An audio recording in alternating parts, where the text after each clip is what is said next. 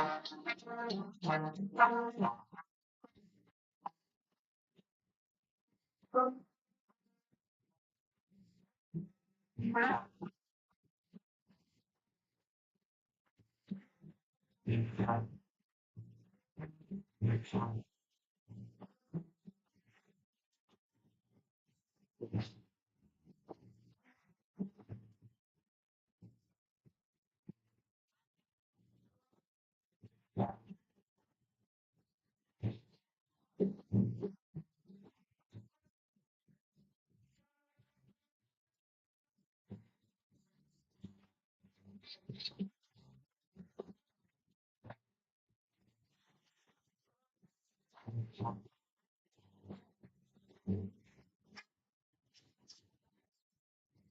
a pleasant good morning, everybody. Welcome to Breakfast with Roger and Friends.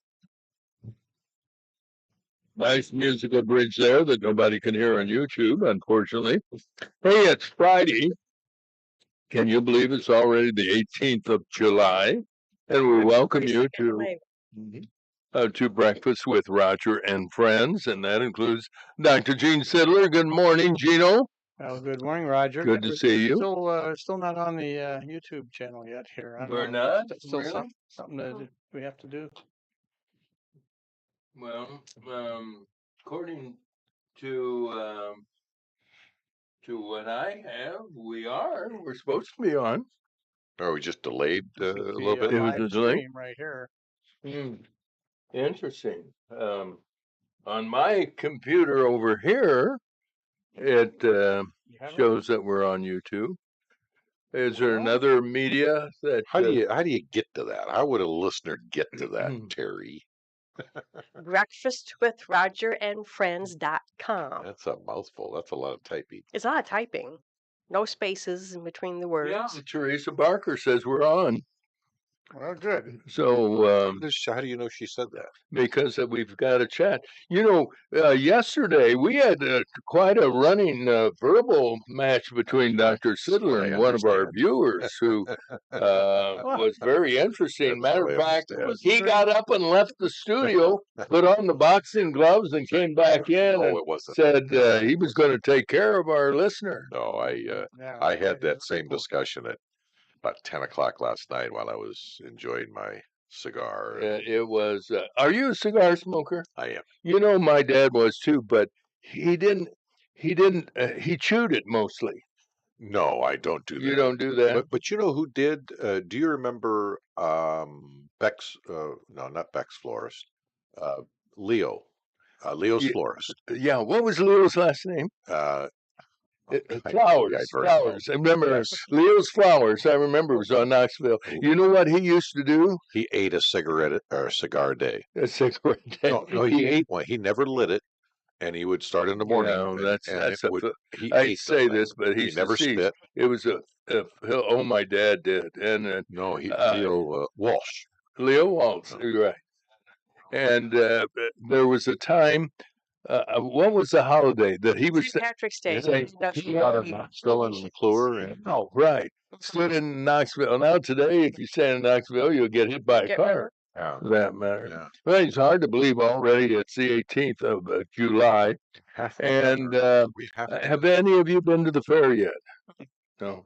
Neither has anyone else. I just wonder if they should have. Of course, if they had canceled the fair, they would have had to pay the entertainers. You know, the entertainers now, I don't know whether you do that, want money up front. No, I don't. You don't do that? I get a deposit. When I book a show, I get a deposit. Yeah. But I don't, it's 10%, you know. Well, 10%. Just when you're paying just a few maybe thousand. A few. They've got a trapeze act that is supposed to be very good, and I think it's free. The what? Trapeze act. People that do, swing. They had that out there. Yes, at the fair. Well, that's what I'm saying. Are you following the bouncing ball? I thought you said they should have one. No.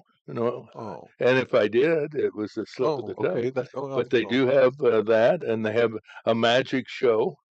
They do it, and that's all local guys. And what he did was made the audience disappear.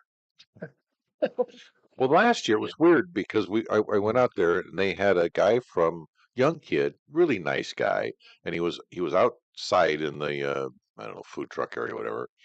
I think he was from Iowa or something, but they hired him to do this.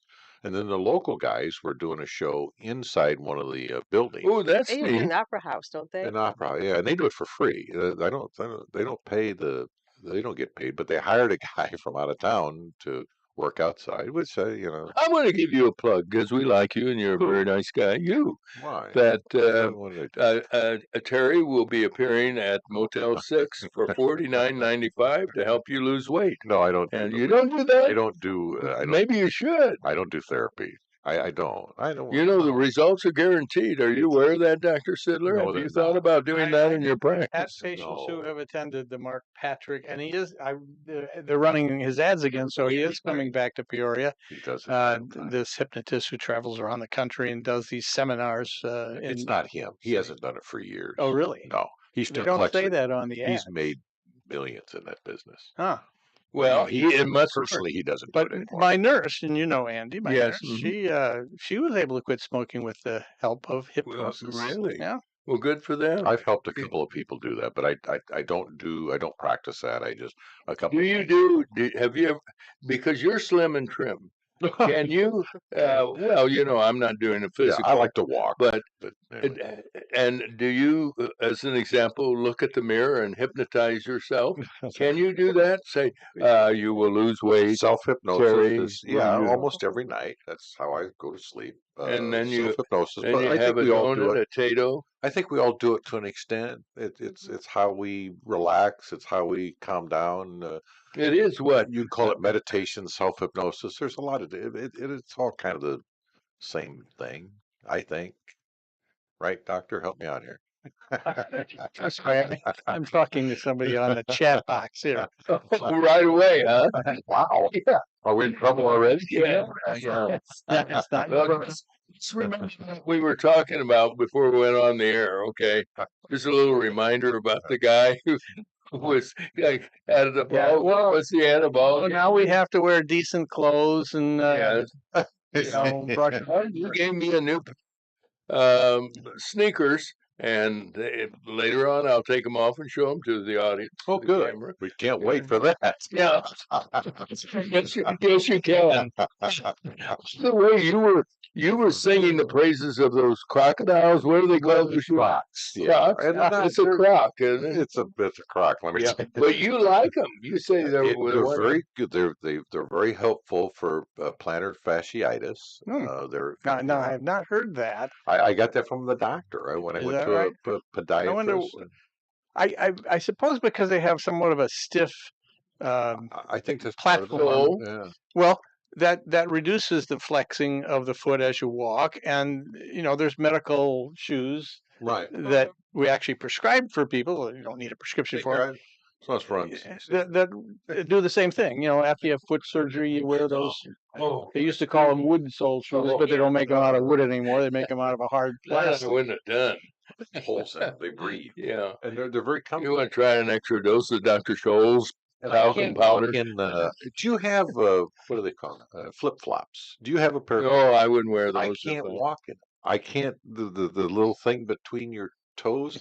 I can't feel it. My feet are. You see a lot of people shopping in those things. I can't. Mhm. I can't wear those. I can't wear them. If we make a trip to Florida and go to the beach, I'll get a You pair get a of flip-flops, flip-flops, but that's so you- about it. Do you feel comfortable with it? I'm like you. I Well- tried one on a pair I tried on.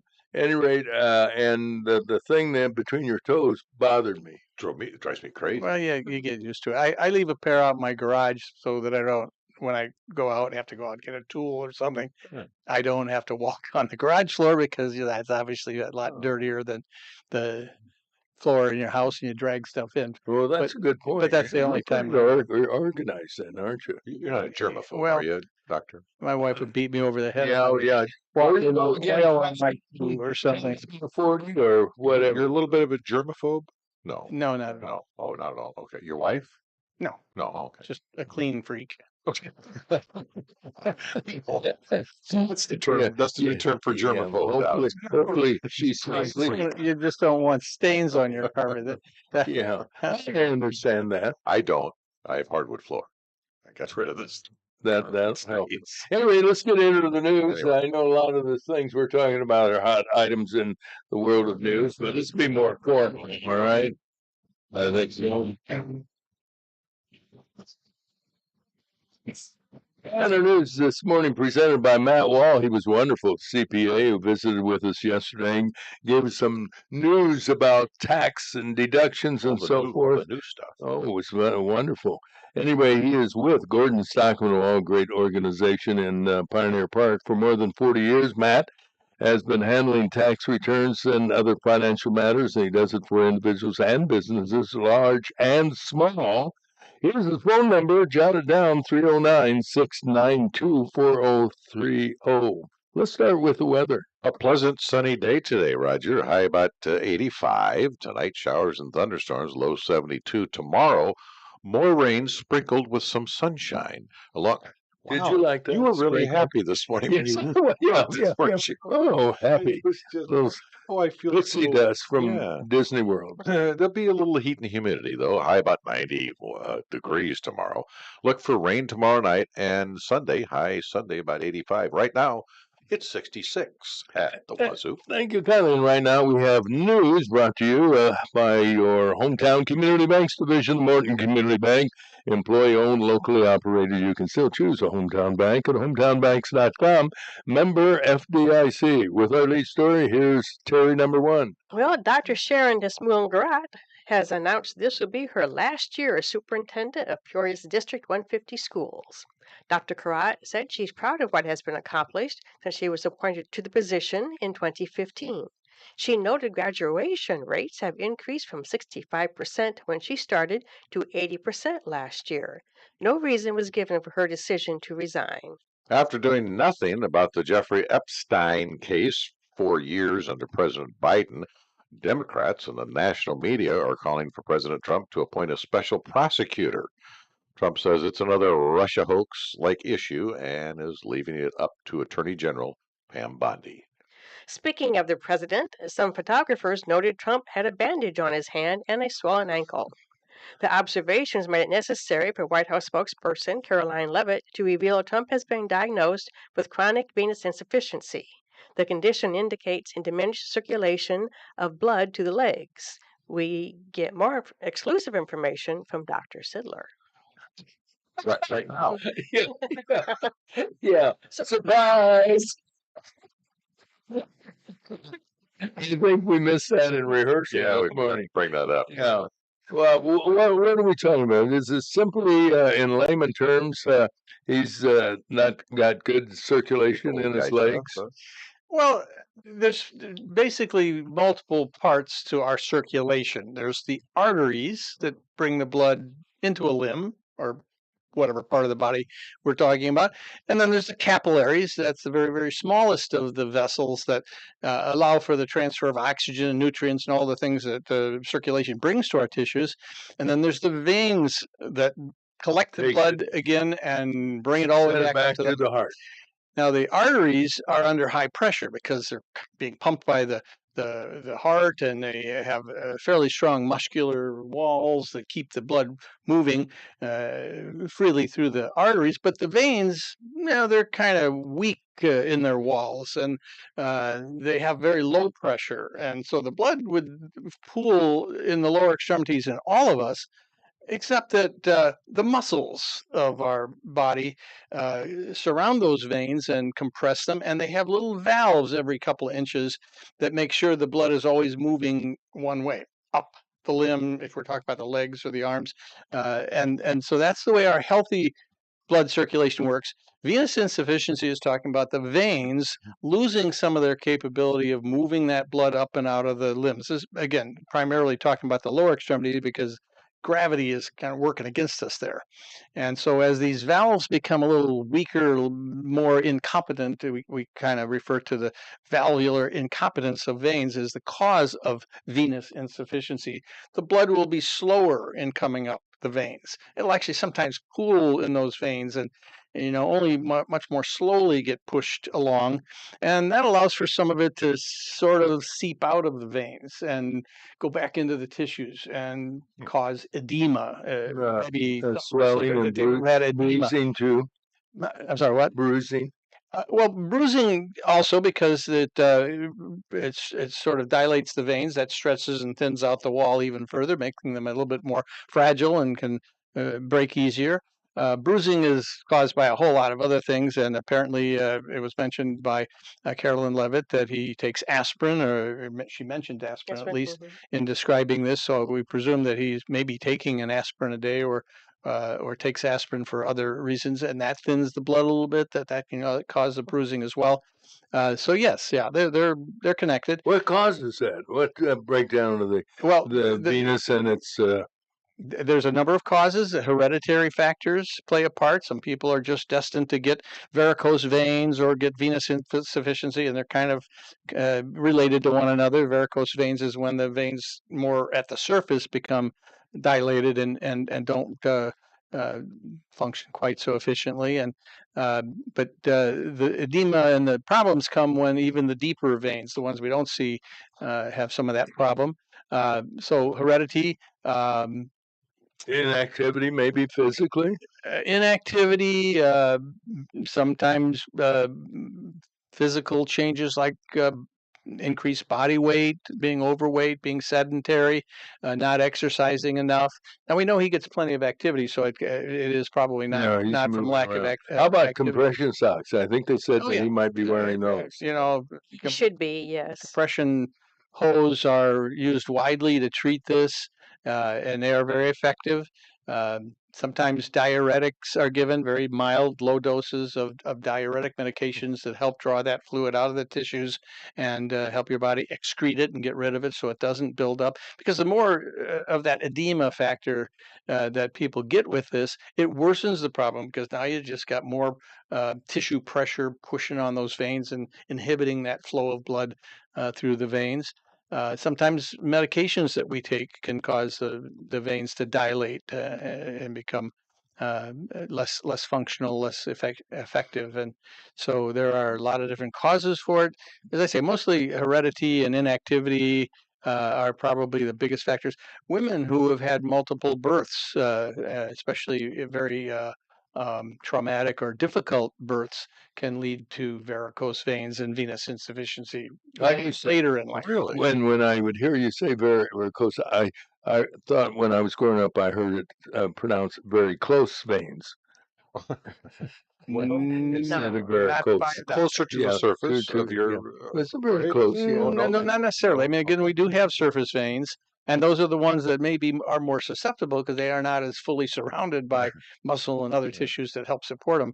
But the bigger problem comes from the deeper veins when they get involved. Yeah. Now, I understand one of the causes Democrats. No. Oh no. Okay. No, the biggest complication is blood clots, what we call venous thrombosis. Those are dangerous. Yeah, if that blood is stagnating, that means the waste products of muscles include lactic acid. That's what makes our muscles burn when we exercise. And if that sort of sits down there a long enough time, it starts to cause irritation, inflammation. Phlebitis is the name for that. And phlebitis can cause the blood to clot, and then you can end up with a much more serious problem. Blood clots, some of those blood clots can travel to the heart or lungs. It can even become life-threatening. Maybe he should be on, instead of aspirin, a blood thinner like Eliquis. Well, if he had notable signs of blood clots, and he did have a venous scan, they talked about that. Yeah, that would have detected any blood Doppler, clots. right? Well, it uses Doppler sonar technology. Yes, most people listening probably have heard that term, and it would be very sensitive to detect not only the veins being incompetent or weak, but also if there was any clots present. And then he would be put on a much stronger blood thinner than aspirin, because aspirin isn't very effective in helping get rid of those blood clots. Well, that's good information. In other news, goodbye left-wing late-night CBS TV host Stevie Colbert. I call him Dilbert, but the television network is canceling that guy's show effective next year. Poor ratings, poor revenue, and all kinds of other stuff. Network officials did their best to spin his program as historic. CBS has never been able to compete with the likes of Johnny Carson, Jay Leno, and NBC for that matter. Whoever has been able to do that. It took far too long, but federal agents finally arrested a former employee of the Voice of America broadcast network after he made threats to shoot and kill Republican Congressman Marjorie Taylor Greene, her family, and staff members. 64-year-old Seth Jason of Maryland was taken into custody and charged with 4 counts of federal violations, including a threat to kidnap or kill a federal official and a family member. The multiple threat started in 2023. Hey, 4 people at Pekin Auto Shop have been indicted by a federal grand jury for allegedly dumping old gasoline into the city's sewer system. Matt Mackey, owner of All Around Auto and Tire, along with employees Nick Johnson, Gary Williams, and David Driggers III, are facing 16 counts of violating the Federal Clean Water Act. I think that's bad. That's prison time. That's wow. That's bad. You know that. And not only that, it's very dangerous too, because can't gasoline fumes build up in the sewer system? Yeah, sure they can. That's the biggest, I think, problem. And you got to wonder if he was caught doing that. How long has he been doing that? Long time. One article I read was in the early 2000s or something. It was her, yeah. Oh, really? I think so. They actually knew that he was. Yeah. Yeah, he did it for a long time. Now, did they understand all the implications by doing it? I don't know. That'll be an argument maybe, but not a smart thing to do. I mean, they had to know it was. Yeah. And did this go into the storm sewer? Or Yes. Because that No, doesn't go I don't think through- so, Roger. I think the that does sewer not- system. Well, storm sewer, isn't it? Well, I'm speaking generically that if you pour it in like The toilet. like I have Yeah. a sewer drain at the end of my driveway. Yeah, if it's a street sewer, that's a storm sewer, and that Okay. goes directly into the river. That ends up in the Illinois River. It does not go through the processing that our Right. sewer. Because I had some fish from the river the other day, and I thought it smelled a little like gasoline. Gasoline. Yeah. Good thing you weren't smoking it. Yeah. Well, they swim a lot faster. They've been gassed up really well. They We're making light of a very yeah. I think this bad went down to thing. the You know, and I sewer think system, other people probably do stuff like that. Oh, I- Large amounts yeah. like a Yeah, repair guy right. might do, or somebody. There was a shop that I looked at years ago to purchase where they were a printer. They did different printing than I did. I did screen printing on apparel, and they did different inks for different. And I went and looked at the place, and they had been dumping their inks down the storm sewer, down their floor drains. That's how that For guy years. caught had a tattoo. Yeah. Yes. And I just I walked out of there in a dark Yeah, haze. say, I think I'll go elsewhere. And I don't think they've ever been caught with that, because I know the building's still standing, and I've never heard anything. Any other news from our news Yes. reporters this Yes, the morning? Illinois Department of Employment Security says the state last month added 9,400 new jobs. That's a record. Unemployment dropped slightly to 4.6%. That's slightly higher than the national rate of 4.1%. South Dakota is the country's leader with unemployment at 1.8%, followed by North Dakota and Vermont at 2.6% unemployment. Tomorrow night, Roger, Yeah, we should it's the end attend, of is it, the yeah. 76th We got to annual get out there. We got to get out closing of the Heart of Illinois Fair, possibly forever. We hope not. there. I hope not. Today's schedule, if you're out and about, includes the River City Diesel Peoria area pickup truck pull. That's at 6:30 this evening. I think the local Magic guys will be out there in the Opera House, not the Opera House, the main building. I think they're in the main building. Oh, in the main building? Yeah, they're in the main building. I thought that's where the flea market was. But... No, they're in the main building, and they'll be out there doing a little prestidigitation and lager Jermaine. Whenever I hear you say diesel, I'm thinking of the joke that Royce used to tell. Diesel fitter. Speaking of Diesel, Yeah. today is Vin Diesel's birthday. I happen to. Oh, wow. I always look and see who's got birthdays in. You see the cards? Vin Diesel. He's an actor.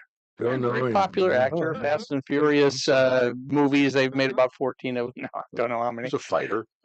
Yeah. But there's a long list of people who had birthdays today if you have time to do that. But Sure. later. All right, later. Here's WCBU. From the WCBU newsroom, I'm Ben Howell. Peoria Public Schools will not have a new metal detector system in its traditional high schools for the upcoming year. The school board voted 4-3 against a subscription contract for the Evolve system recommended by the administrative staff.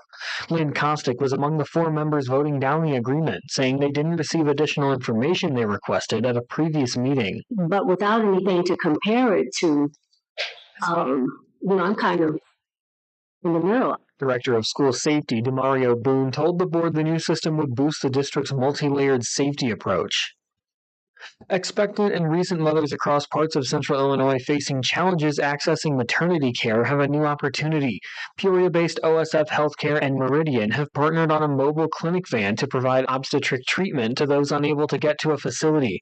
Brandy Clark is OSF On Call's Vice President of Digital Care. We're finding ways that we can provide virtual and digital care to close the gap. Meridian President Crystal Gray notes that 34% of Illinois counties are designated maternal health deserts. Getting through airport security got a little easier last week. Passengers are no longer required to remove their shoes at security checkpoints, a policy put in place by the Transportation Security Administration nearly 2 decades ago. Officials at Central Illinois Regional Airport say most passengers are happy with the change, including traveler Catherine Rayberg. Overall, I think it's probably a little more sanitary. I travel sometimes without socks, so it's kind of nice to be able to keep them on. Passengers are still required to go through full body scans. And Illinois American Water is providing customers with more information on lead after required water samples were found exceeding regulated lead levels. The utility company says a warning was issued to customers and the levels are specific to the sites tested. 14 samples of 103 collected from the Peoria district system between January and June were over the action level of 15 parts per billion. The company advises residents to flush their taps, use cold water for drinking, cooking, and making baby formula, clean faucet aerators, check interior plumbing for lead, and replace water filters. I'm Ben Howell.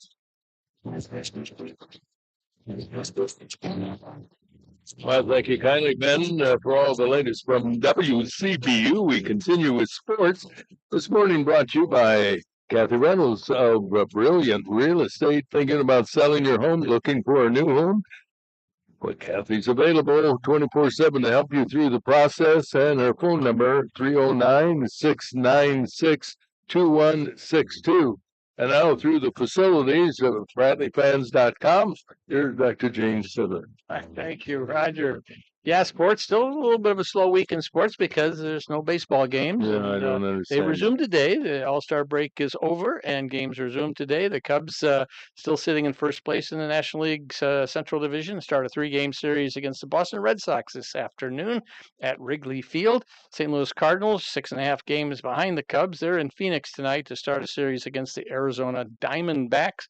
And the Chicago White Sox are in Pittsburgh tonight to start a series there against the Pirates. Peoria Chiefs resume action tonight in Moline against the Quad City Storm. And in golf, the 153rd Open, it's formerly known as the British Open. I can't. I don't understand call that. it Yeah, the Open, but it's the British Open. Let's call it what it is. well, it was probably the first Open tournament. That's why they get the right to just call themselves the Open. Whoopee.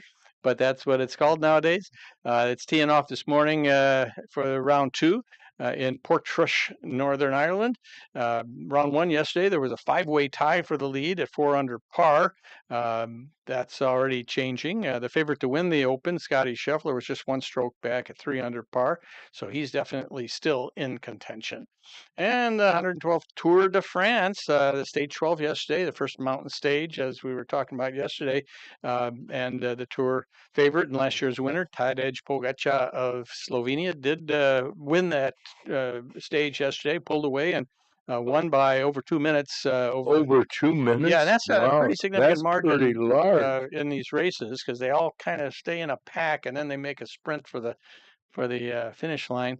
So he's moved into the overall lead after 12 stages by a 3.5-minute margin over the second place rider, Jonas Vingegaard, who won the race in 2022 and 2023. So those top two that have been the favorites all along, they're now number 1 and number 2 in the lead, and it's stage 13 taken off here today. The top ranked American, Matteo Jorgensen, he was in 5th place yesterday. He dropped to 10th place now. He'll probably fall back a little bit because he too is not known as an outstanding mountain climber. I hate to hear that. Yeah, and that's really all the sports here.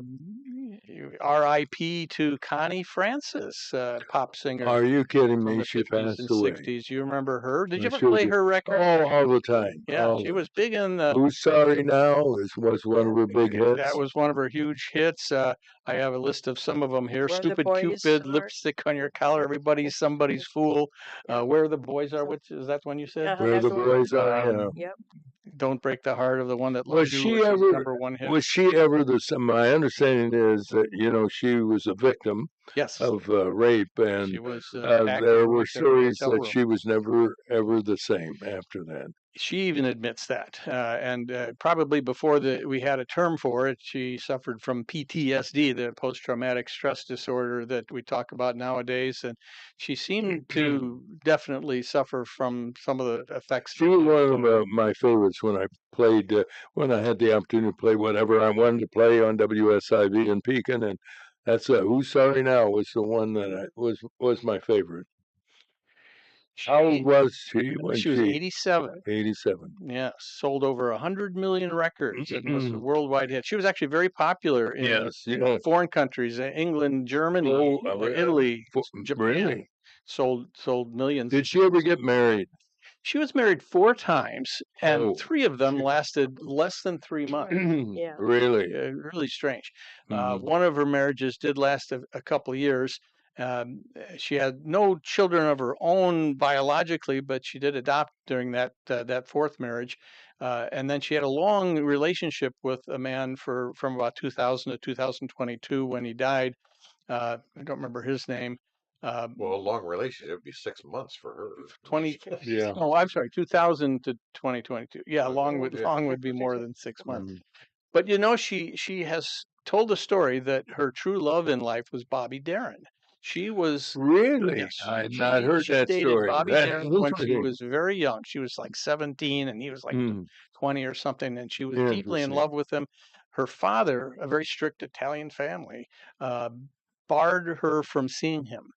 And basically, there's a story of him running him out of their 17? house.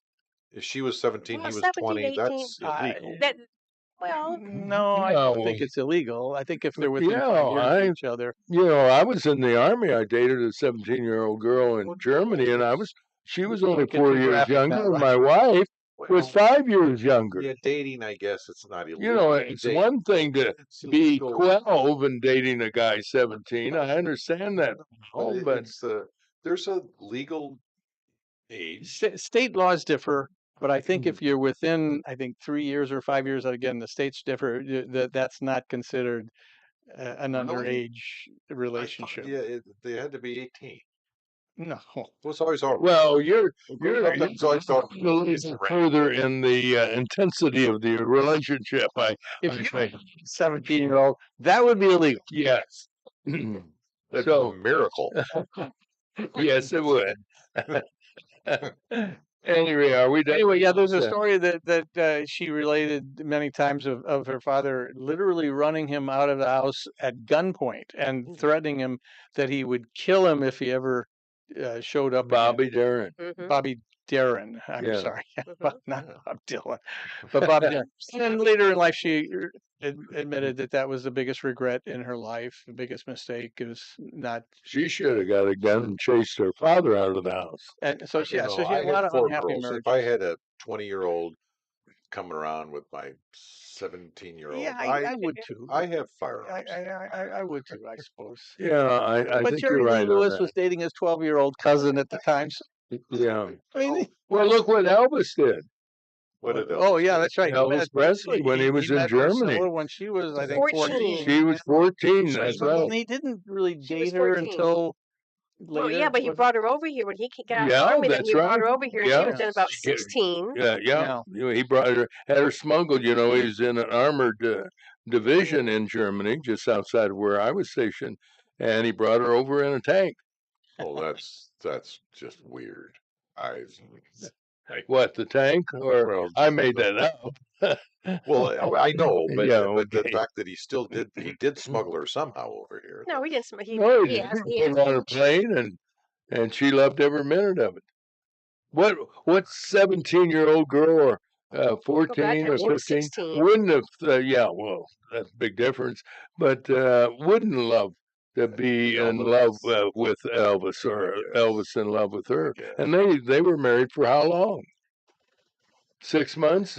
Oh, it was it wasn't 4 years, 5 years? very long. It wasn't And then what was it, Priscilla? Priscilla. Yeah. Oh, wasn't it longer than that? 8 years, maybe. I would have to look. Well, we'll look it up while we're doing news at the bottom of the hour.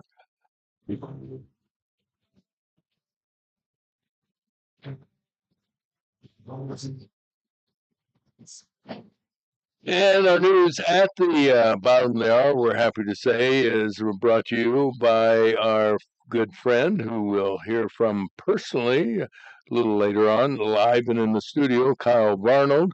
And Kyle is a professional in the world of insurance. He can review your portfolio of coverage for home, auto, life, and health to make sure you're getting what you're paying for. And he is on the lookout for his clients. And you can reach Kyle, if so motivated, at 682-0519. That's 682-0519. Now the news. Here's Terry. Dr. Sharon Desmoulins-Carat has announced this will be her last year as superintendent of Peoria's District 150 schools. Dr. Carat said she's proud of what has been accomplished since she was appointed to the position in 2015. She noted graduation rates have increased from 65% when she started to 80% last year. No reason was given for her decision to resign. After doing nothing about the Jeffrey Epstein case for 4 years under President Biden, Democrats and the national media are calling for President Trump to appoint a special prosecutor. Trump says it's another Russia-like issue and is leaving it up to Attorney General Pam Bondi. Speaking of the president, some photographers noticed Trump had a bandage on his hand and a swollen ankle. The observations made it necessary for White House spokesperson Caroline Leavitt to reveal Trump has been diagnosed with chronic venous insufficiency. The condition indicates diminished circulation of blood to the legs. Goodbye, left-wing late-night CBS TV host Stephen Colbert. The television network is canceling his show effective May of next year. Poor ratings and poor revenue are the principal causes. Network officials said they did their best to spin his program as historic. CBS was never able to compete with the likes of Johnny Carson or Jay Leno on NBC. But then, for that matter, who has? Federal agents finally arrested a former employee of the Voice of America broadcast network after he made threats to shoot and kill Republican Congresswoman Marjorie Taylor Greene, her family, and staff members.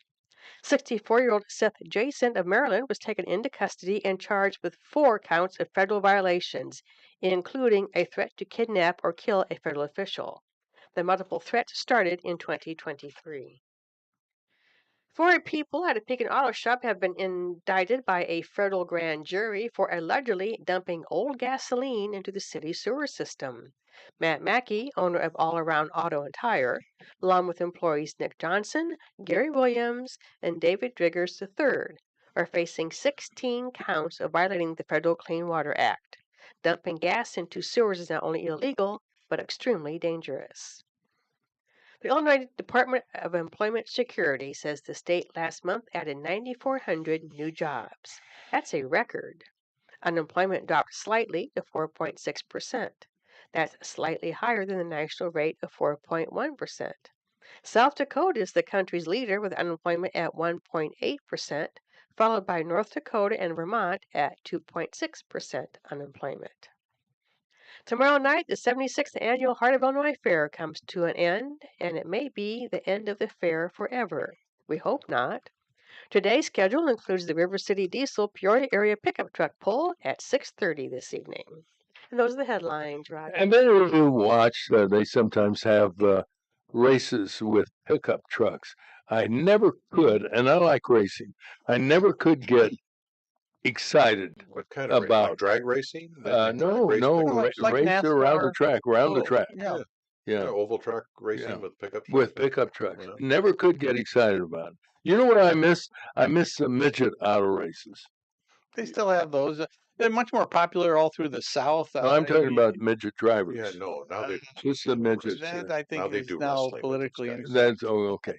Do they still have midget auto races? Yes, they do. Yes, And a they lot of NASCAR racers started as midget Midget, racers yeah. because they Start as go-kart I think racers the as little age kids. limit to start driving those, they have them for teenagers and even younger kids. Yeah. Yeah. They used to have them out at Mount Holly. Do you remember where Mount Holly the racetrack was? No. No, In Pioneer Park no. years and years ago. They had midget racing out there? Yes, they I did. don't Yeah. remember. There was Johnny something Hell Drivers used to put a show on out there. I sold hot dogs and popcorns as a kid, and I'll never forget. They put a guy on the hood of a car, put like a football helmet on his head, and at the end of the track or one part of the stretch of the track, they had a barrier, wooden barrier, and they doused it with gasoline, probably from that auto parts place in Pekin, and lit fire to it. And the guy driving the car started up, and with the guy hanging onto the hood, crashed into the lit wooden barrier, and a board flew up in the air, landed on his butt or his back, Hmm. and in reaching for it, fell off the hood of the car, and the car ran over him.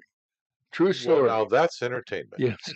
That, No, because an ambulance came out and loaded him up in the ambulance, did he took him make to it? the hospital. Well, I don't know. Yeah, I'm selling hot dogs. I had no. So that was yeah. that was your Saturday evening entertainment. No, it was Let's drive a guy through a- Saturday afternoon. Let's drive a guy Yeah. through a wall of Well, it's fire. just I'm just a young kid, and to see Who that. thought that up? Whatever the hell drivers, if you look up, well, I don't know what you would look up. Was this a local? No, it was a touring group. touring- Yeah, This guy actually, that he puts this he show actually on. got on the bus when they told him this is what we're going to do when we get there. Yeah, It actually, here's Look an at old this. advertisement for it. It was called the Peoria Midget Speedway. Really? Yeah. 10-lap race for women. Well, that was the ad here for this particular day. Peoria they Midget called it Speedway. Peoria Midget. I did. Peoria Midget Never heard of Speedway. that. Speedway. What year is that, Gene? From October of 1949. Well, there you are. Oh well, yeah, tons of years before I was born. Yeah, I'm finding quite a few links referencing the old you Peoria find the guy Midget that they Speedway. crashed through a wall. No, in and the hood of a the car. hood of car. Yeah. Find that guy. I want to see Well, pictures let's of see.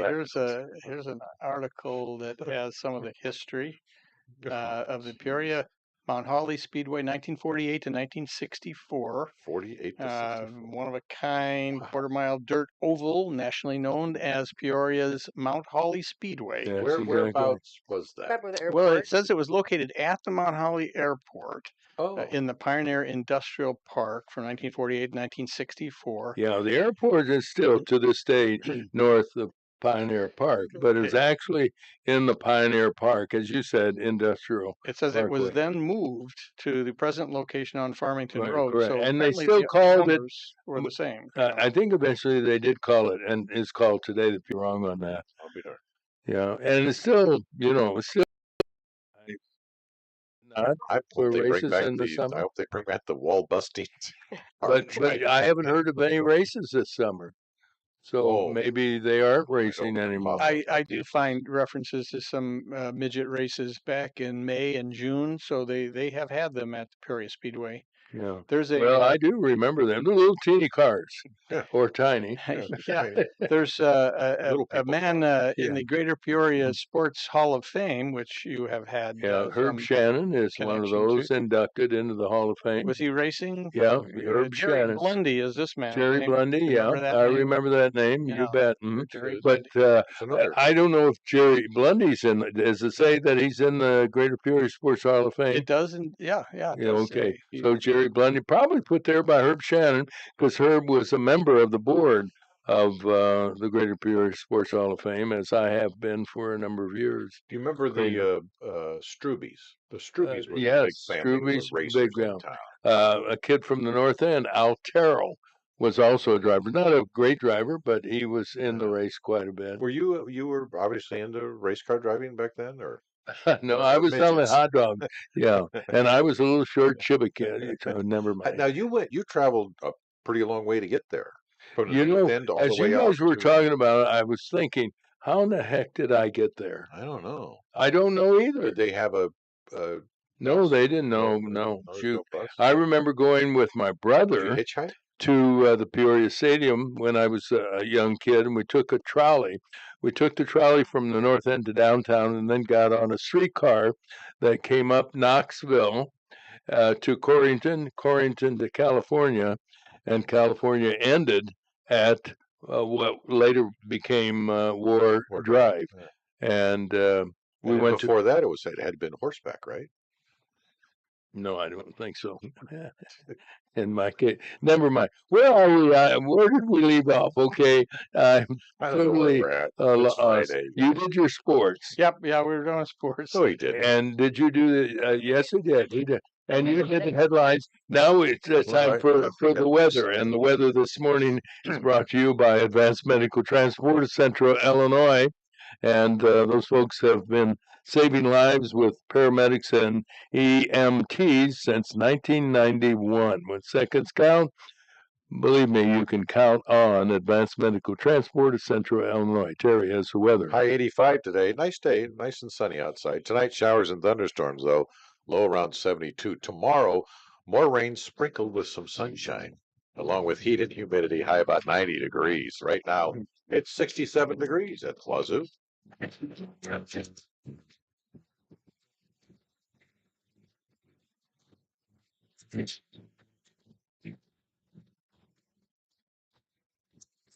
Well, what do you have on your mind there, Dr. Sidler? All right.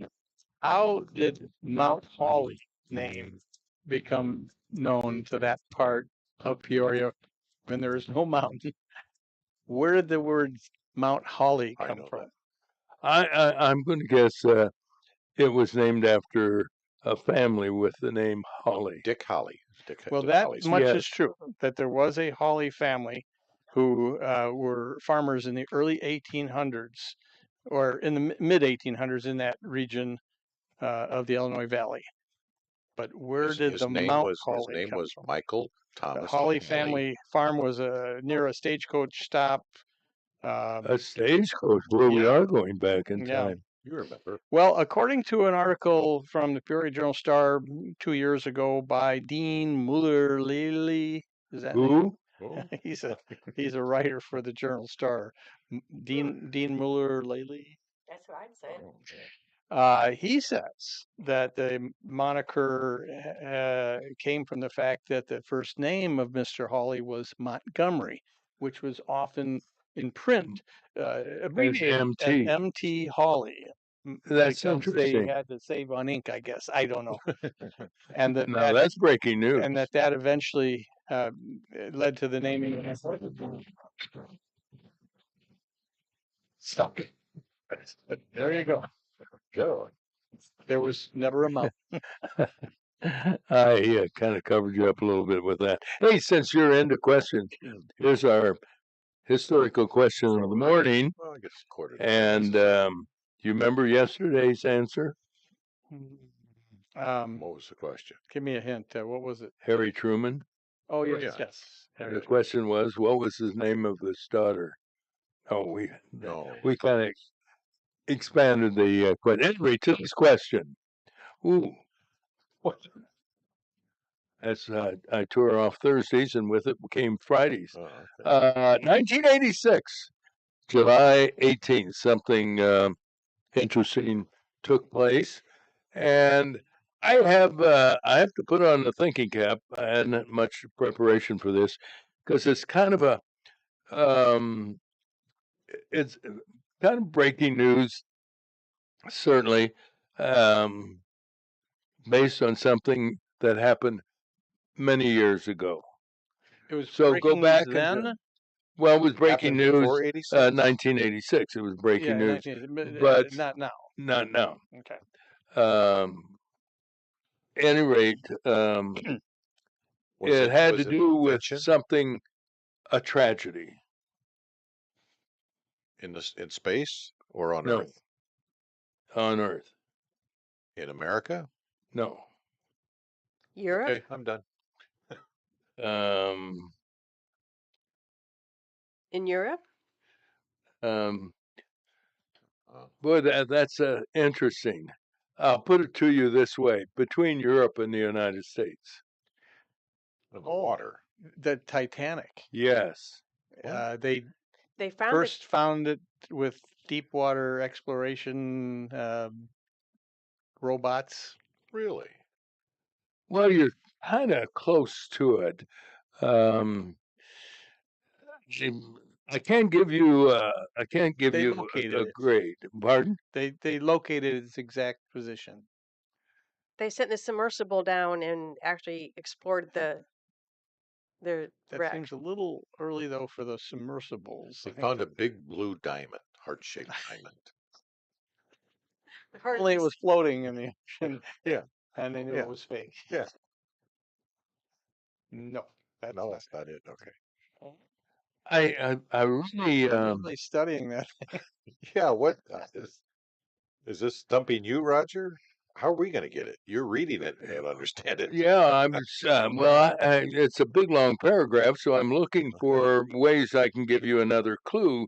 So it's the Titanic, but something they did was a first. So it wasn't that they discovered its location. No, they knew where it was. They brought up some artifacts, some of the relic, like the dishes No. or something. No, but you're getting closer. They So we have the Titanic. They find We Jack? established they find that, Jack. and it is down in the let's see, I think 12,500 It's feet. way North down there. Atlantic, yes. But how did they know that? Oh, they used a type of sonar. Well, take it even more sophisticated than that. Really long measuring tape. No. More sophisticated. It was a Now, I hope you didn't say it because there was a lot of conversations going on, and you said something, Terry. They sent down the submersible to take with the camera and they send it through the wreckage to Oh, take good pictures. gesturing there. That was very well done. Get that on camera. earlier. So when you said they sent, could you be more definitive when you said they sent down a submersible? Well, a person was in it. Was it Yes. the first time a person went down that far? Yes. It was a manned expedition.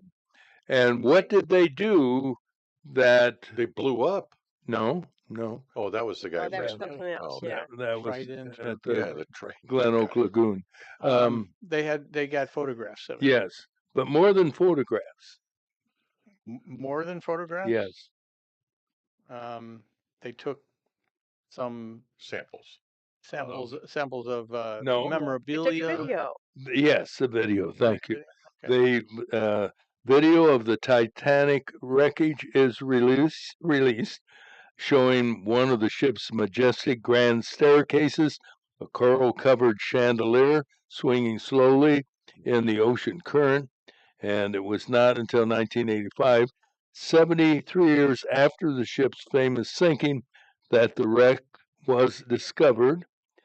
Do you remember the guys' names who were involved in that? Probably not. Was it Ballard? Right, very good, Robert Ballard. who was great grandfather of Rusty Ballard of the 182nd Airlift. No, I don't.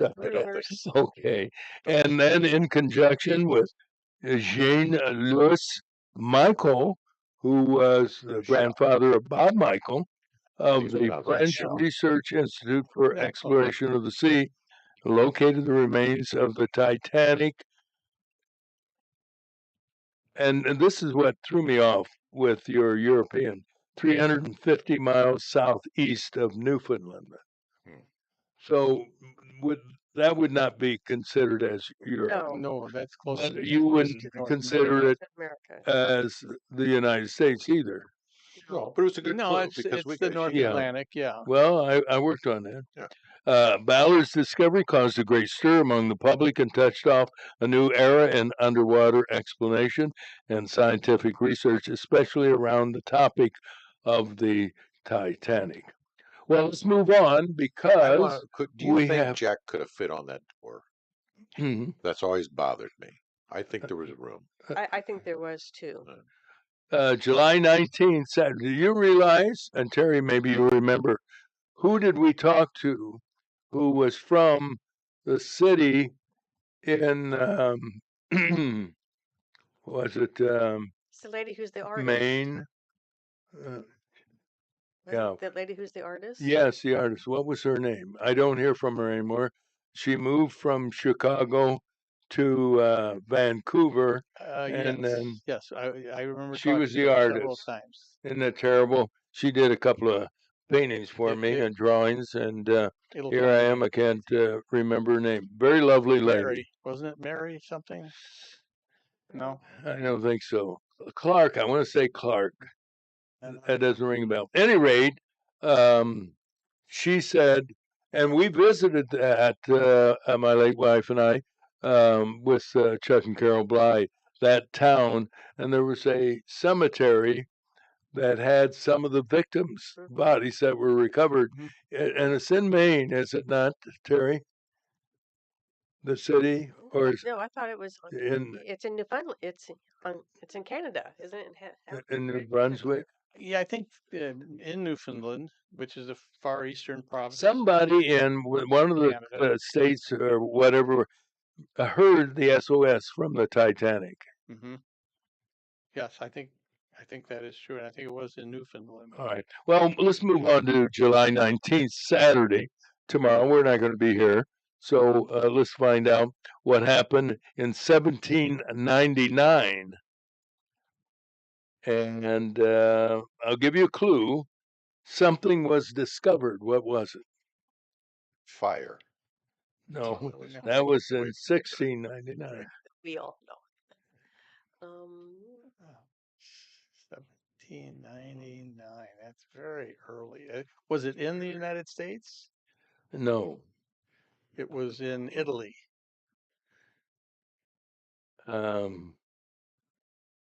Pasta sauce. Was it astronomy? It was somewhere in, I don't know, because it gives the name of the town, but I don't know. I'm going to say. Google it. Well, I can't Google it. Well, I could while we're doing this. Something was found. That's the best I can do. And part of the identification of what was found or discovered was the name of the town. And that's why I want to give you the name of the town. But as soon as I give the name of the town, you'll say, well, it was blank. Like and I can't do that. Is it medical? No. Was it Roanoke, Virginia? No, it wasn't in the United States. No. Are we talking about a precious metal? It's something precious, yes. Something. But not metal. It was the Diamond family. No. You might be close to it. The Hope Diamond? Oh, no, I said you might be close to it. That doesn't mean it was the diamond. Oh, so it was. It was something. It was something close to what you might consider a diamond. What would that be? Coal. Well, yeah. Emeralds, rubies. Don't you make diamonds? And when you look at a diamond, what word do you sometimes use and say, "Wow, that is a large"? I usually say, "I'm sorry," and hand it over. Another word. You're close. Jewel.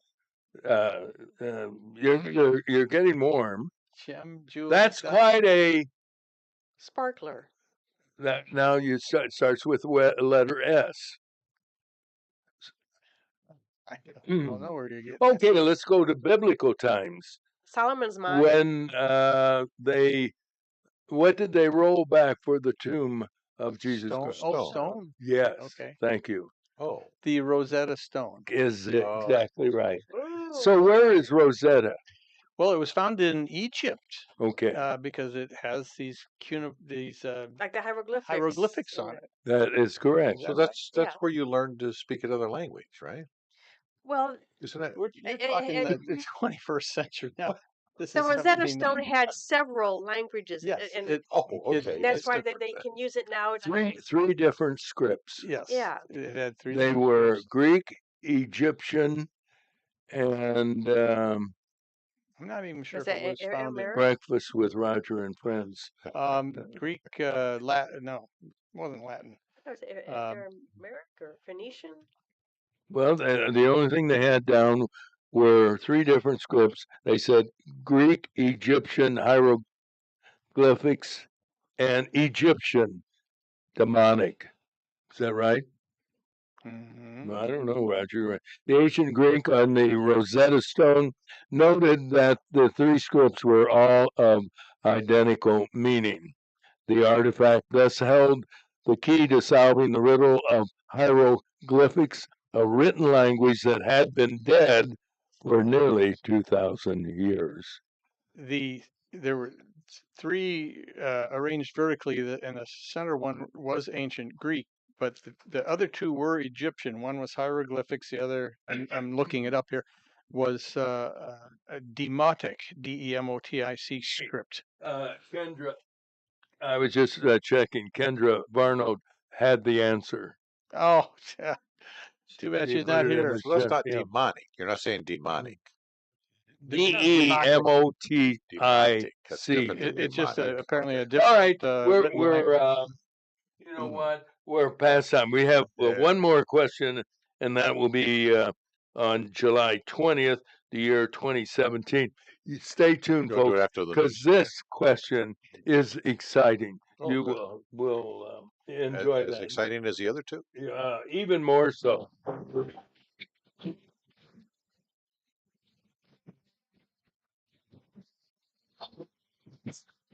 Oh, I love these quizzes because I don't have to struggle to get the answer.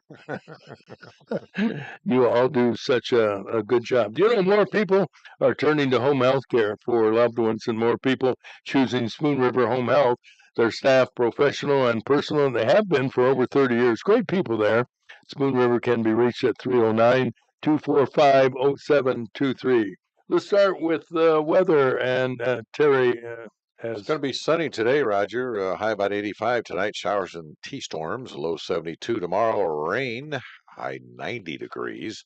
We'll look for rain tomorrow night and Sunday. High Sunday about 85. Currently 67 at the Wazoo. You got it. Listen to Pet affects just about everyone in the caring people. The Peoria Pet Crematory know that, and that's why they're available 24/7 to help you through the grieving process. Wonderful folks there. They offer several choices for care and remembrance. We're talking about Peoria Pet Crematory.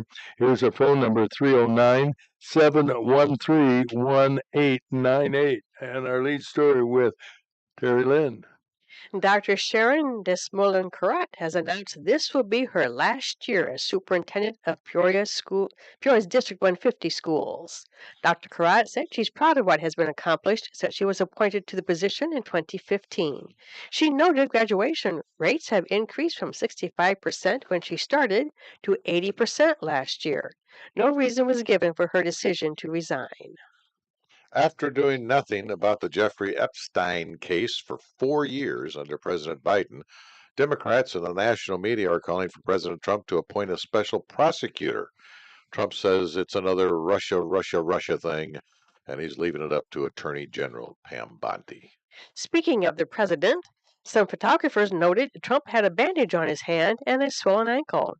The observations made it necessary for White House spokesperson Caroline Leavitt to reveal Trump has been diagnosed with chronic venous insufficiency. The condition indicates diminished circulation of blood to the legs. Goodbye, left-wing late-night news CBS TV host Stevie Colbert. The television network is canceling his show effective May of next year. Poor ratings and poor revenue, the principal causes. Network officials did their best to spin his program as historic. CBS has never been able to compete with the likes of Johnny Carson or Jay Leno on NBC.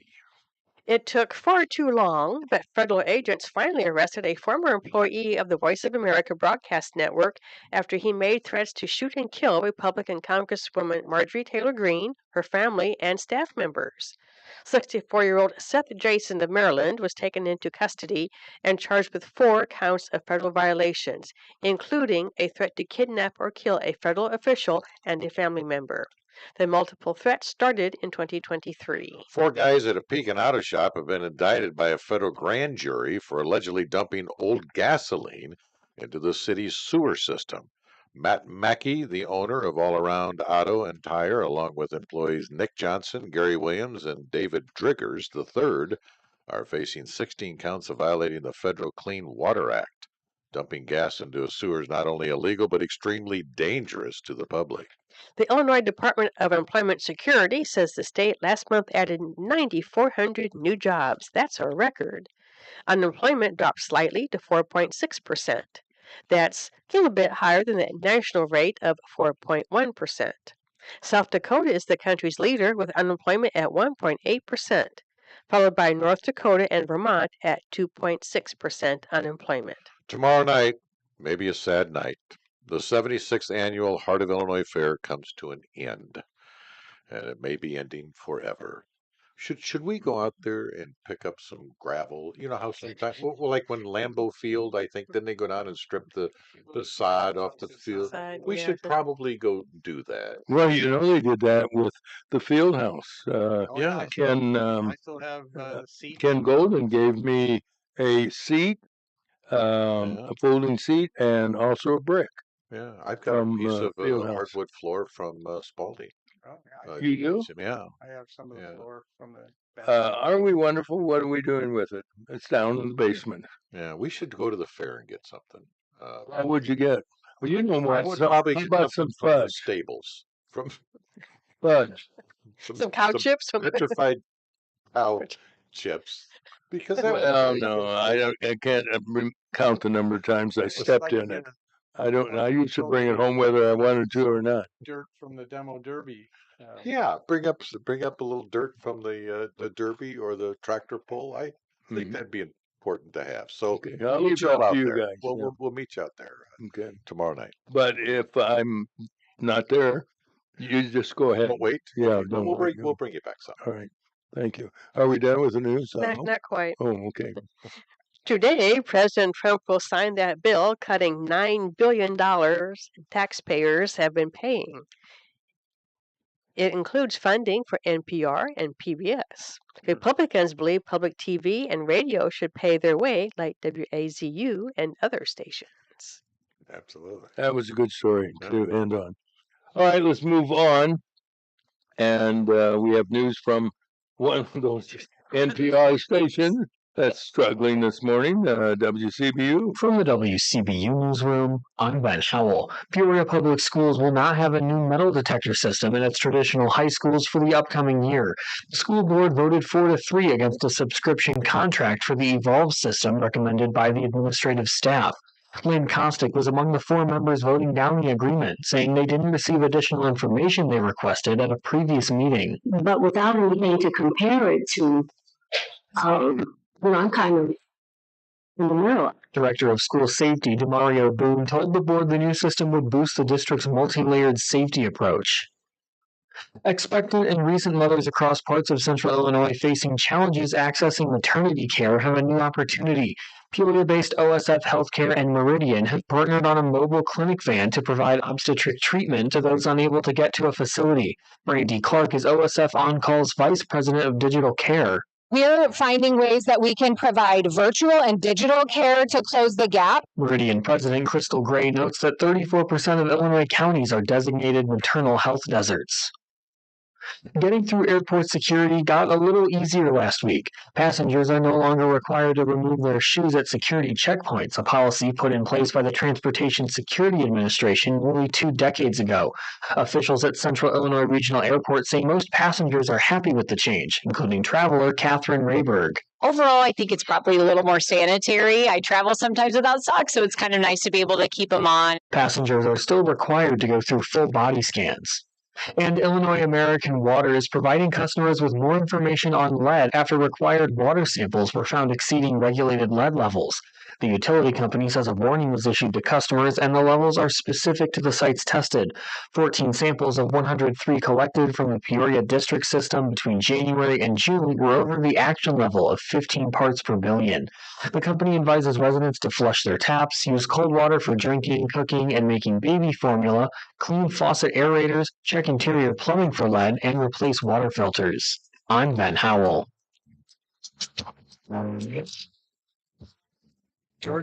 Well, there you have it, ladies and gentlemen. The latest news, the most comprehensive news. Peoria Radio right here. We'll love it. We should record the off-air stuff that we do because we shouldn't. It's weird. And that's why. How about sports?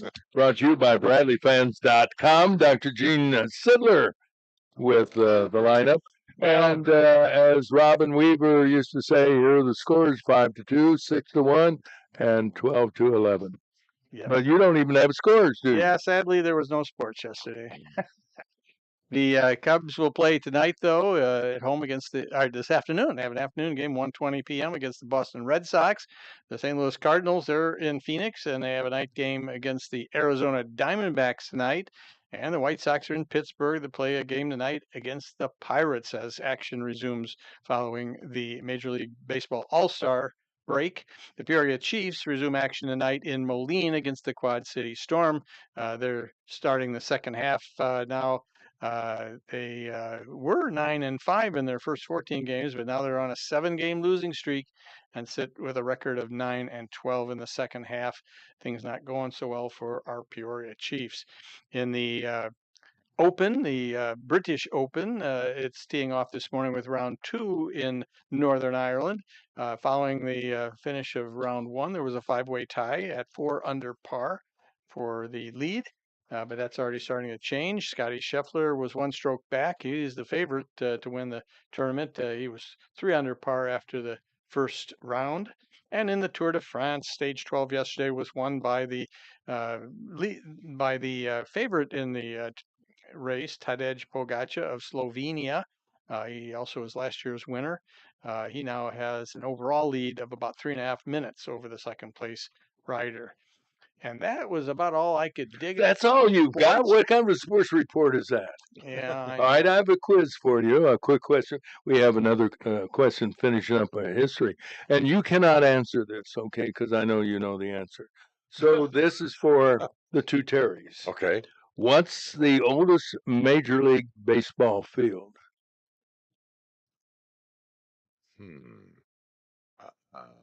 Oldest. Still in use. Still in use, correct. I was going to say, was it Camden in Boston? Incorrect. What'd you say? The one in Boston? Well, you Camden? said Camden. That's in Camden Baltimore. Yards is Baltimore. Yeah. Oh, Baltimore. Okay. But you have the right city. Okay, I had the right city. Boston. Yeah. Okay. What's the name of the park? Fenn. You've got to form your lips. Fenway Park. Yeah. Okay. I do. So you both get. Well, she got. You know, we don't take like. half. You know, we're adopting the new modern system of grading. You both. You both get a star to put on your nose and wear it during recess. Open. You did very good. 1902. What year did Fenway Park open? 1905. I would say 04. No, a little earlier. Both a little early. We're too early. 1899. No, you are too early. It was So later it'd be than that. 1922. It was early. I said 1899. You're saying that No, that's way too early. It's too early. It's later too than that. early, later. Oh, Yes, it's in the 1900s. Okay, then 27. oh But eight. now you went too far. 1908. 1922. 1919. Too low. Too high. I quit. I'm going out to recess.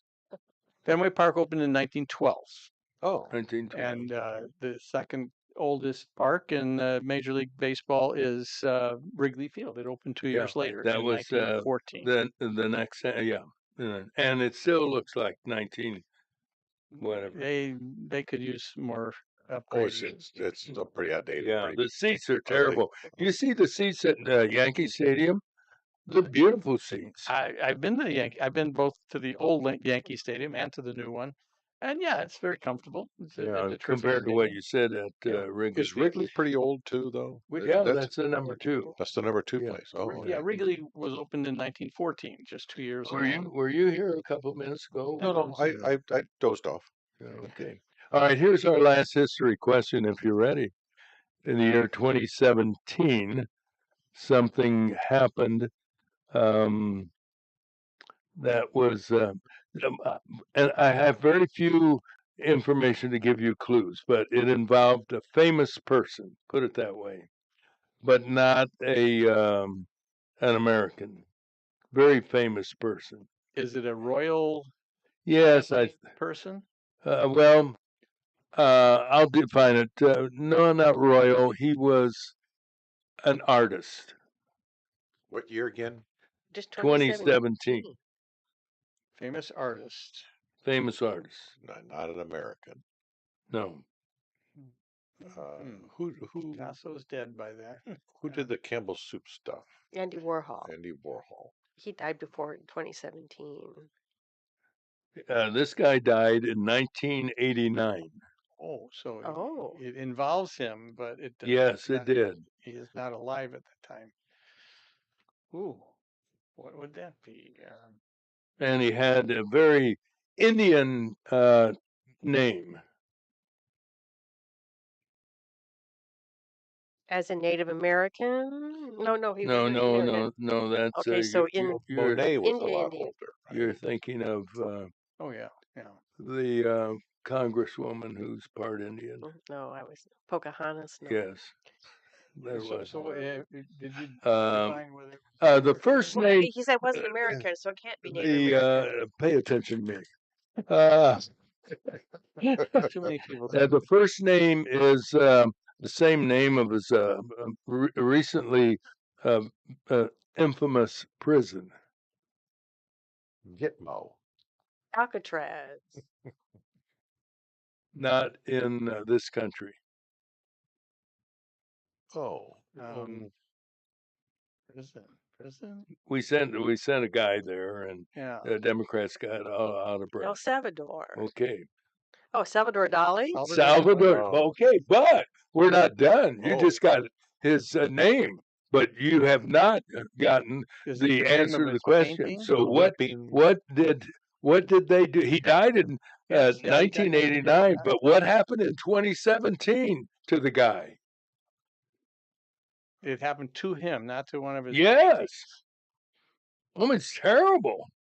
Was he stolen? Yeah, They great. stole his body. Yeah, grave They- robbers. They went no, somebody stole his but body. you're on the right track.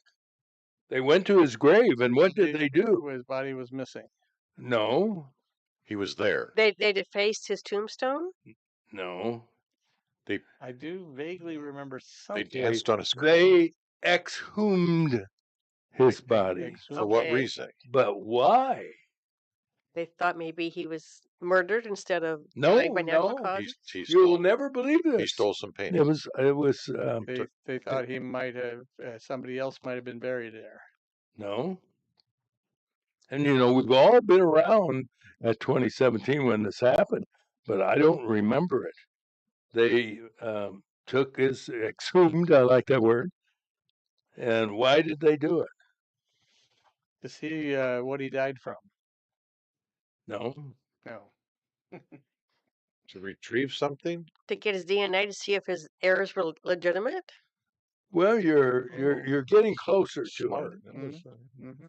I mean, this is wild. I don't think you'll get it. And was but we'll keep going. See if I can give you Was it a some criminal Does it thing? involve somebody who made a claim to be his Yeah. son? And now you're on the right track.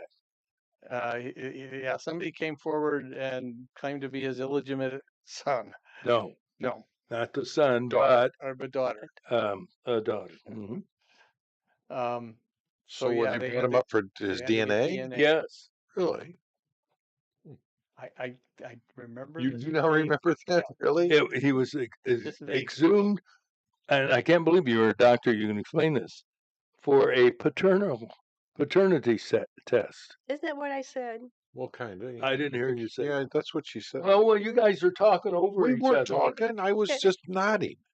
You couldn't hear that. Can you hear But they that? exhumed him to get DNA so they could test and see if his heir, in this case, it'd be a daughter, was really his daughter. Yeah, that's what I heard. We can play the Yes, tape. I did hear that. Okay. Isn't that right? Let me read. Yes. It was for a woman. All right, smarty pants. What was her name?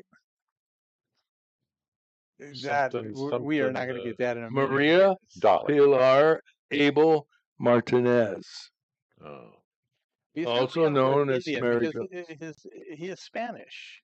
and she claimed her mother had an affair.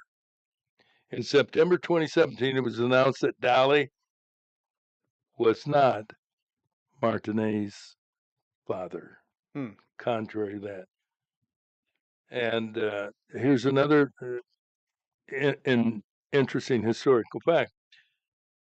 When they brought his body up, they were surprised to see what? A paintbrush. How well it was preserved. Yes, but be more specific. His mustache was still there. Yes, his mustache and hair still there. He's an incorruptible. So when they exhume your body or mine, they We'll have will more not hair? be surprised that we're still bald. Well, you did good. I apologize. I did not hear what you had said. What's the title of his Unfortunately, most famous painting? The weeping one. Is that? I don't know if I've got the right name. I'm It's not something sure about the name time, of it. isn't it? Or It's it's something with the melted watches. everything's on the melted isn't it? watches over the You countertop. got it. And This painting. yeah, Yeah. yes. What's the name of What's it it though? called? The title is The Persistence of Memory. Oh, really? It doesn't have anything to do with watches.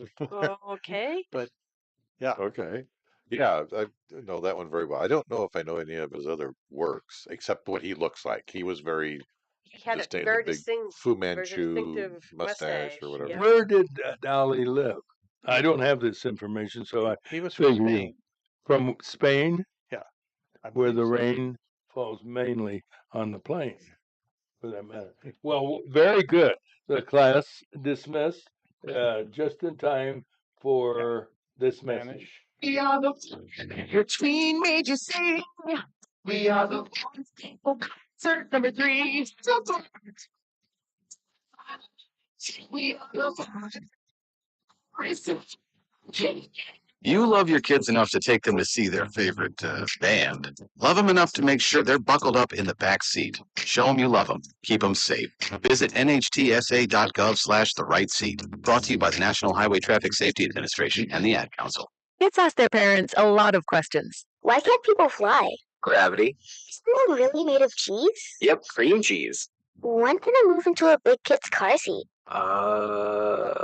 For some questions, parents may not have the answer, but that's okay. They can't know everything, but knowing the right seat for their age and size will help protect them in a car crash. Find out more at nhtsa.gov/the right seat. Where do babies come from? Good luck, Dad. A message from NHTSA and the Ad Council.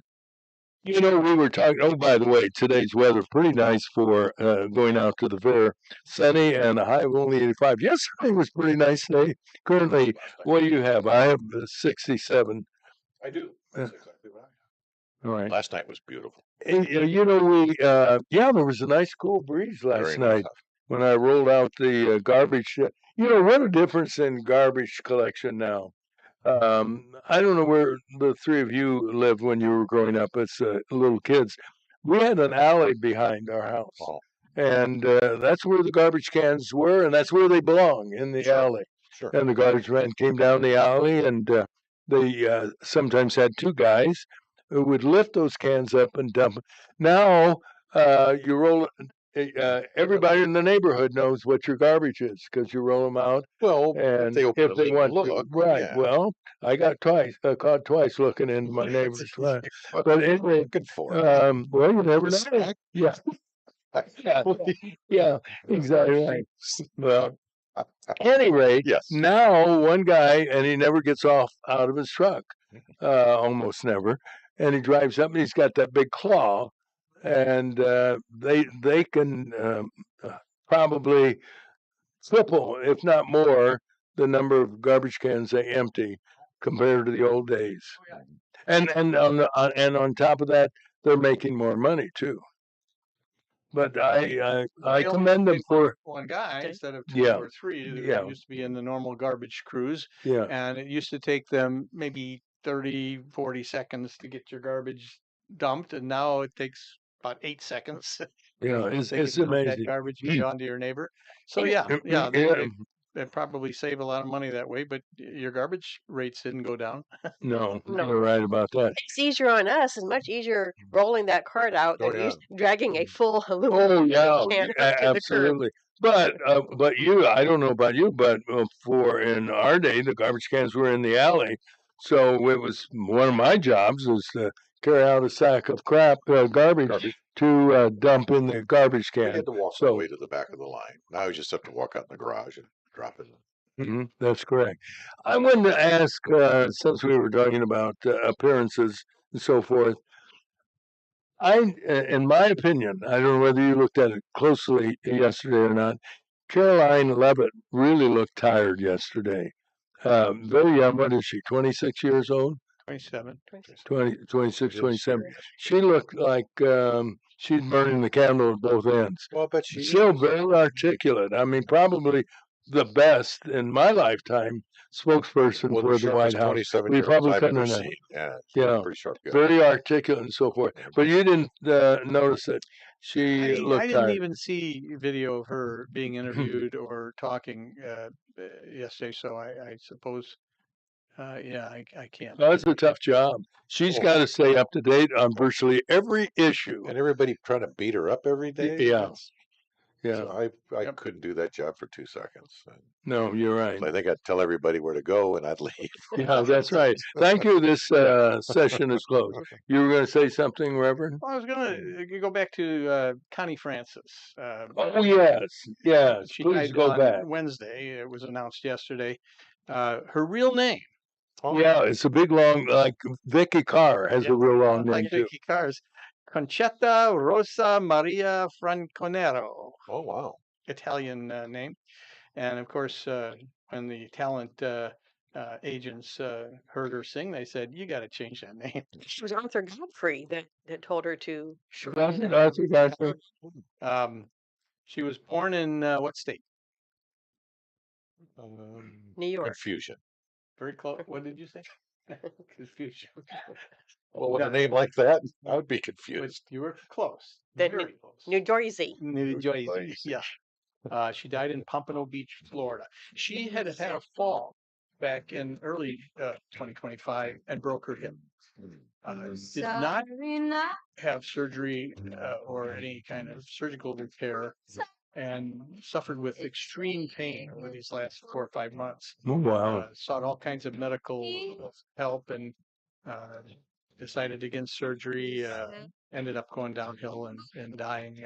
Oh, that sounds terrible. From her broken hip. Yes. Kind of sad. Here she is. Back over you. Right to the end. Just like I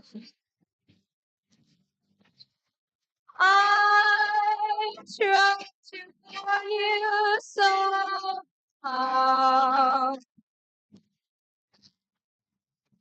You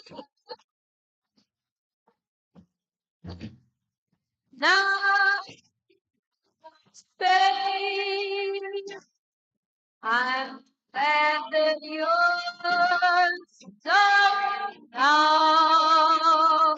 Remember playing this song on WSIV many moons ago, and I think I identified it as 1957. That is correct.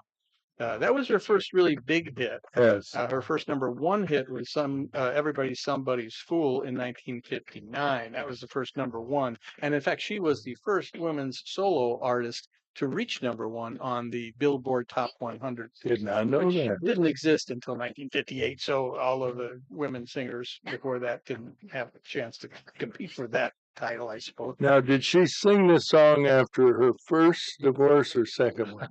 It was only a few months apart. Yeah. Let's see. Her first marriage. No, she wasn't married until 1964, first marriage, and then was divorced 3 months later. How do you, I don't even get unpacked after the honeymoon for 3 months. Hey, and then her second marriage lasted 3 months, and her third marriage lasted, I think, I don't 4 get that. months. 3 months. It's out there. Should have been a little longer courtship. Yeah, maybe. Maybe 3 months. Yeah, how long between the marriages? She was married in 1964, 1971, 1973. Now, the 73 marriage lasted 7 years.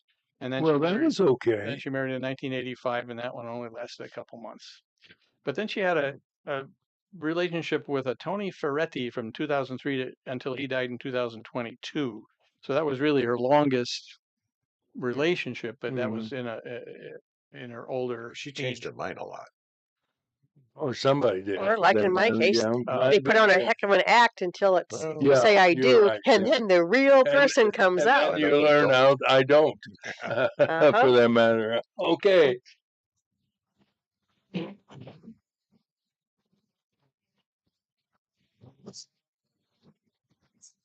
We're going to check out the news brought to you by Bob Manning, Senior Vice President, Financial Advisor. He's with the Grandview Capital Group at Morgan Stanley in Peoria for all your investment needs. Consider Bob Manning. He's available today at 309-671-4653. Morgan Stanley, Smith Barney, LLC, member SIPC. Here's Sherry Lynn with our headlines. Dr. Sharon Desmoulins-Carrot has announced this would be her last year as superintendent of Peoria's District 150 schools. Dr. Carrot said she's proud of what has been accomplished since she was appointed to the position in 2015. She noted graduation rates have increased from 65% when she started to 80% last year. No reason was given for her decision to resign. After doing nothing about the Jeffrey Epstein case for 4 years under President Biden, Democrats and the national media are calling for President Trump to appoint a special prosecutor. Trump says it's another Russia hoax-like issue and is leaving it up to Attorney General Pam Bondi. Speaking of the president, some photographers noted Trump had a bandage on his hand and swollen ankles. The observations made it necessary for White House spokesperson Caroline Leavitt to reveal Trump has been diagnosed with chronic venous insufficiency. The condition indicates diminished circulation of blood to the legs. Goodbye, left-wing late-night CBS TV host Stephen Colbert. The television network is canceling his show effective May of next year. Poor ratings and poor revenue, the principal causes. Network officials did their best to spin his program as historic. CBS was never able to compete with the likes of Johnny Carson or Jay Leno on NBC. For that matter, who has? Federal agents finally arrested a former employee of the Voice of America broadcast network after he made threats to shoot and kill Republican Congresswoman Marjorie Taylor Greene, her family, and staff members. 64-year-old Seth Jason of Maryland was taken into custody and charged with 4 counts of federal violations, including a threat to kidnap or kill a federal official. The multiple threats started in 2023. 4 people at a Pekin auto shop have been indicted by a federal grand jury for allegedly dumping old gasoline into the city's sewer system. Matt Mackey, owner of All Around Auto and Tire, along with employees Nick Johnson, Gary Williams, and David Driggers III, are facing 16 counts of violating the Federal Clean Water Act. Dumping gas into sewers is not only illegal, but extremely dangerous. The Illinois Department of Employment Security says the state last month added 9,400 new jobs. That's a record. Unemployment dropped slightly to 4.6%. That's a little bit higher than the national rate of 4.1%. South Dakota is the country's leader with unemployment at 1.8%, followed by North Dakota and Vermont at 2.6% unemployment. Tomorrow night, the 76th Annual Heart of Illinois Fair comes to an end, and it may be the end of the fair forever. We hope not. Today's schedule includes the River City Diesel Peoria area pickup truck pull at 6:30 tonight. And those are the headlines, Roger. All right, we have weather coming up, brought to you by Steve Sink. He's affiliated with PHX Affiliates. He's a managing partner, as a matter of fact, and he's been working, helping others buy and sell their businesses now for over 20 years. He knows business, and you can learn more by calling Steve. He's available at 309-696-8508. Steve Sink, nice guy. Sunny today, high 85. Showers and thunderstorms tonight, low 72. Tomorrow, rain, hot and humid, high about 90 degrees. Rain tomorrow night and Sunday, high Sunday 85. Kyle Varnell will be here in a little bit less than an hour to tell me if this is all correct or not. And it's 67 degrees right now.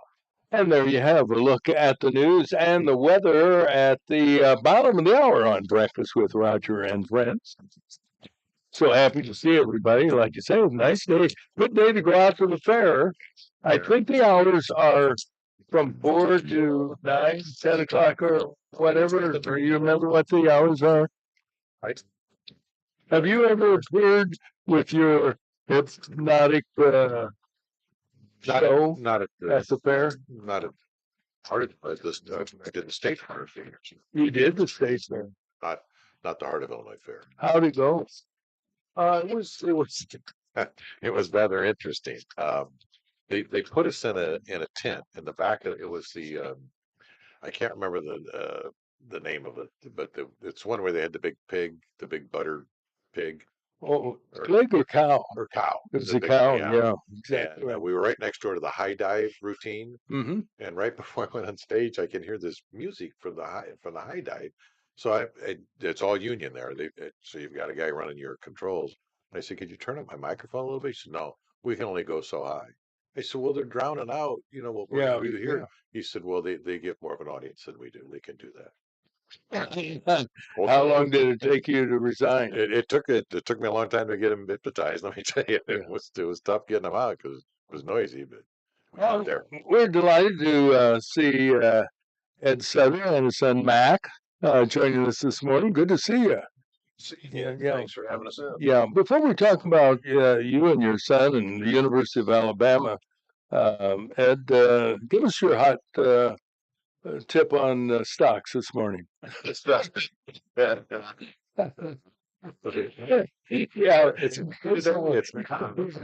good day to buy. Every day is a good day to buy, for that matter. I don't know again because this is such a big story, and what an honor it is to meet your son, Matt, for that matter. And the idea that what was the final number of colleges and universities that contacted you or Mack? Were they able to speak to him directly, or are they required by NCAA rules to go through a parent? At the younger age, freshman, sophomore year, they're required to go through a coach, the high school coach. So Brett Caslett at Dunlap did a great job and helped Mac and our family out quite a bit. Just kind of fielding a lot of calls and organizing everything. And then I forget what the time frame is. There's a ton of different rules and regulations, and they change constantly as far as when they can contact players, coaches, and families. So it's tough to keep track of all that, and he helped us out a lot. And then Mac would know more as far as when they could officially contact the player. So they would reach out June 15th of my sophomore year, or the summer going into my junior year, June 15th. That's when they would reach out. So that's kind of like the big day in recruiting that coaches reach out. I know I saw the 2027 class below me, they all got the graphics and stuff sent by coaches because right when it hits midnight, you get calls and stuff from coaches because it's like almost like a holiday in the recruiting world. Is there still a limit on how many official visits you can make? No, now it's unlimited, so That's you can take yeah, as that's much what as I you think I want. So remember there's reading. like, yeah. And it used to be only for seniors, but now you can start doing it before your junior year and for making official visits. Yeah, so they start like in the junior year, spring kind of is when, or at the end of the year. But yeah, junior to senior year, summer's the hot spot, and when kids will start committing. And I assume you did go to visit Alabama. Is that Yep. the case? Yeah, of all the you went to. By the way, did you arrive by limo this morning, or did that? Yeah, okay. Yeah, for sure. How many school campuses did you and your father and whoever your entourage might have been visit? We probably saw, what do you think, like 20 maybe? Yeah, one probably over the course of the last year or so. Yeah, we drove quite a bit and flew to a few, but yeah, we visited several official visits. I think we only maybe 5 or so. Took four. Four official visits. 4 official visits. Well, where's the campus? And I know it had an influence to some degree. What was the most beautiful campus you visited? They're all unique in different ways, but I think the SEC campuses were definitely a little different. They're really nice down there, and it's just a little different down there, and it's pretty cool. But yeah, Did Alabama take you and show you their trophy case? oh yeah, it's right when you walk in. Yeah. Floy right there. Yeah. Yeah, you walk in and actually it's like you walk in the door, take a left to go upstairs, like the main offices and everything, and then there's all the rings, the trophies and everything, National the Heisman as championships. well. Yeah. Who took you to the nicest restaurant? All the schools that you visited. Oh, I've been to I don't know. That's kind of hard. What do you? They were all, yeah. They were all, yeah. It's just a matter of how great. I mean, they were all great. Okay. Yeah. There was a nice one. Unreal. Or what were we saying? Oh yeah, there was a nice one at Ohio State, and I think it was like a Brazilian steakhouse or something. And they just kept bringing out different steaks, all you can eat. From the arena? I'm not sure. Yeah, I think downtown Columbus maybe, but not enough to kind of. It was right downtown. Yeah, right. To sway you. Yeah, that's it. Wasn't too in a place off the Brazilian steaks. Yeah. Yeah. How did you meet with the head coach at each university that you visited? Yeah, I'd meet with them when I would go, and even on unofficial visits, most of the time I'd meet with the head coach and sit down with them as well. So I know you don't want to answer the question. I'll ask it anyway. Who was the coach you disliked the most? no, I'm ready. Oh yeah. You did get a feel for personalities with coaches, I'm sure.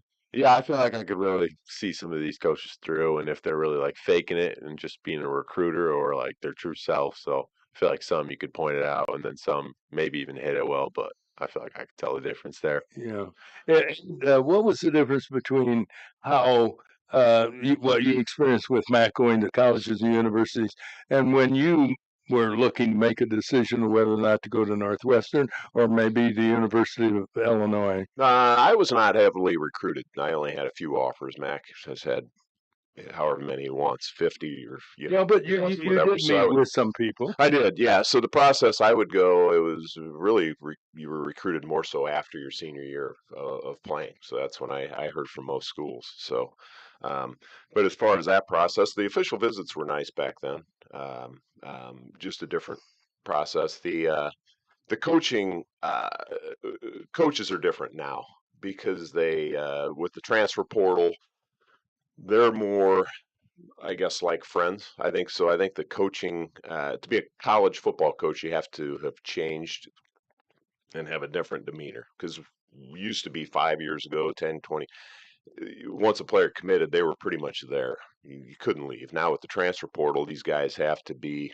Yeah, they have to be transparent. They got to see more than kissing. Yeah, you can't have a different guy recruiting you from when you show up day one and he's completely night and day. They have to stay kind of true to who they are. So did you sit down and as a family, and maybe just the two of you, I don't know, and the mother, establish a criteria of what you wanted to use to determine which one you were going to select? Yeah, we didn't really do that, but we kind of like planned out like a scoring system, Like a almost. dartboard? What was Yeah, it? yeah. Yes, like we put out like we put like campus or like distance, academics, like how good their football is, kind of stuff like that. And then we scored it like 1 through 5 almost. And then we just like gave each a number of what we thought, and then that kind of just gave us a visual on the whole thing. I didn't make my decision off that, but it kind of helped me out and like looked at the bigger That picture would and have been fun to everything. be a part of that. That would Yeah. have been cool. Yeah. Yeah, you just kind of whatever. There was maybe a list of 10 different things that we kind of put down. In the end, it's where you feel, where you Where feel you feel good. most comfortable. When you're on the official visit, is it the head coach, and does this vary from school to school? Is it the head coach that spends most of the time with you, or is it one of the assistants, the recruiting specialists that It's do that? definitely the position coach, but I mean, at most of these places, the head coach will follow you around and stuff, and they'll follow the groups around. But yeah, really, you're just hanging out with your position coach. Now, Alabama's got a relatively new young coach. Mm-hmm. Did he impress you? Yeah, I like him a lot. He's an awesome guy too, and he's some Midwest kind of guy too. Mhm. So yeah, I loved him a lot, and I feel like my family did as well. So How did you reduce the list? I mean, you went to or had offers for 91, am I right? In the area of 90, 91, 92. Who's counting after yeah, 50? But yeah. did you narrow the list down to 10, to 5, to 4? Or was it pretty easy to say, Alabama has my heart? Yeah, I've kind of always felt Alabama from the beginning because I just You love did, down south. Yeah, you like a winner, don't you? yeah, so yeah, but I've always loved down south and like being down there since like kind of growing up, really. But like when I started going through this recruiting process, I've kind of always tried to start liking like Illinois and like these closer schools here, but just nothing really compared to down south, and that's always where my gut felt. So, I mean, it felt like I was always in the back of my mind that I kind of wanted to go to Alabama, but I mean, Illinois made it really hard because it felt like family there, and Yes, there, right. yeah, Coach Beelan was doing a great thing there too, and just And that's how where he your treated my grandpa family. went. Yeah, he went there as well, Yeah. so yeah, it was hard to say no to them. Yeah. Yeah, And when do you think that the house they're building for you will be completed? yeah, No, I'm just kidding. What color Lamborghini did you order? yeah. On another personal note, hmm I'm sure a sports stud like you have a girlfriend? Yeah, I do. Yep. Does she go to school with you now? Yeah, she goes to Dunlop with me. And she's going where next year? Is she your age? Oh yeah, she's my age. I like we're on Inside Edition. The globe here. The lowest common Yeah. It's Terry's Is she job is she here. going to Alabama next year? Oh no, who knows? She might. Oh, really? Maybe not. Who knows? But Okay. she'll go wherever she wants. She's looking at. Yeah. So you're kind of hard to get. Okay. Yeah. No.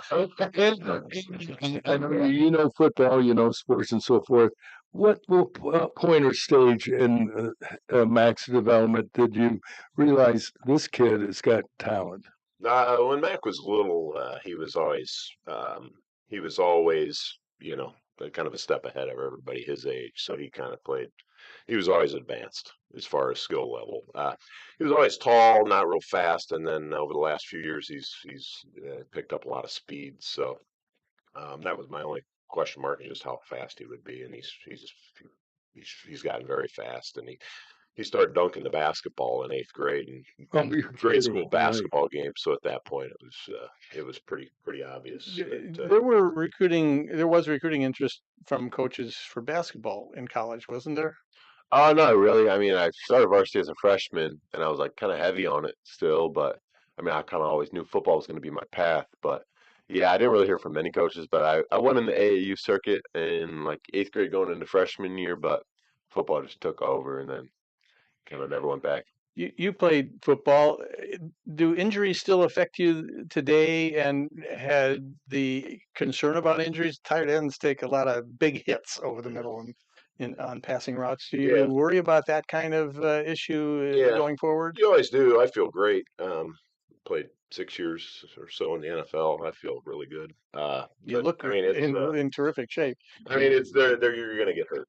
I mean, it happens. I mean, you just hope for the best. So it's every time you go out there, you just hope. You know. Did you get the concussions? I can't remember. That's a good answer. Yeah, not that I remember, but I don't remember a lot. No, that part of the game has gotten great because they're they're aware of the situation now. In practice right now. You even go to these high school practices, they're not hitting like even the pros did back years ago. And they're So testing the kids now, I think. Aren't yeah, they? they're They just get the baseline yeah. when they first start playing, so Yeah. they know where they're at. Yeah, very aware of it. We used to have, I mean, you'd have a headache years ago. You just keep. You kept That was the playing. toughest part. Yeah, you just play through it, and it was brutal. But Right. now, yeah, they're very aware of that, and I think the safety of the game is just a huge step, and it just you feel a lot better about things moving forward. So. Yeah. Did Alabama recruit you as a running back, a defensive back, or both? Punter, really. Really? Yes. Oh no, tight end. That's very good. Obviously, you shot that one over my head. Well, the reason I asked that, and you know this, Ed, and I'm sure that your dad maybe also told Mac, he was a running back at Woodruff High School. Yeah. But when they recruited him at the University of Illinois, he wound up as a linebacker, as I recall. And didn't he also do some centering offensively? Yes, he did. Yeah, he was a fullback at Woodruff, and then he got to Illinois. They moved him to center and linebacker. Yeah. And they back then they had to play both ways, so he would play. Yeah, that's right. He did. I may have told you the last time you were here that we went down to me and another kid that grew up in the North End, and Ken was with the University of Illinois, and they were playing California. And at halftime, Illinois trailed 21-0. And my buddy said, "Well, let's go. This game is over, and we're not going to see much of Ken." I said, "Oh, let's hang out." He helped block a kick. As California had the ball and had the kick on fourth down, and Ken partially blocked the kick. Illinois came back and won that game 28-21. Did he ever tell you that story? Yeah, we got pictures of it. He was, he caught the ball in midair, out of the air, ran it back for a touchdown. Oh, he did. Okay. Yeah. So we have pictures of it now. And on Mack's official visit to Illinois, we went through a lot of those, and then we were able to find California game. So that was very. Wasn't it 28-21? Was that the? Yeah, that was the winning touch. That put them up. That turned them around. Right. Yeah. Turned the game around, and it's playing that and showing that and so forth. There had to be an emotional attachment to visiting Champaign and Illinois and say, boy, this would be great to follow where my grandpa played, but obviously they're not in the same league as Alabama with due respect. I don't know that that's the case. The way they're getting better. Yeah, and I think they're predicted into the top 5. It's like top 10, top 15 this year. So Brett Bielema is a really good guy. Does a great job recruiting. He has turned it around as good as anybody. We've been all the way, all around the country, and he's second to none as far as the recruiting and being personable and the program. Everybody down there is fantastic. It was a tough one to say no to, but I think Mack growing up had a kind of a vision of what he wanted. And I think Alabama fit what he wanted. But yeah, a lot of us on the show here are kind of retired, and we've been more than retired. More than retired. We've been known to travel a little bit, usually down south, go through Alabama. And I was just wondering, how many tickets did you get for the game? And do you have? He's not there yet. He's got one more year. I can wait. If somebody can get us a private jet to fly to games 10 hours away, then all the tickets you want. And that's a little bit. Yeah. Well, you've got one more year, and kids are kids, but do you think because of what's happened to you, you're going to be wearing a target on your back? Oh, yeah, definitely. Kind of did last year, too. Yeah, because, everyone kind of knew who I was, but, I don't know. I feel like just a regular kid. I'm not nothing much different. People just now one of Dunlap's quarterbacks is going to be gone this year. Mike Bargan's son, Bradley coached, so I got to know Mike a little bit. He's at Indiana now. So Johnny was one of your quarterbacks. Does that affect how Dunlap's going to perform this year, you think?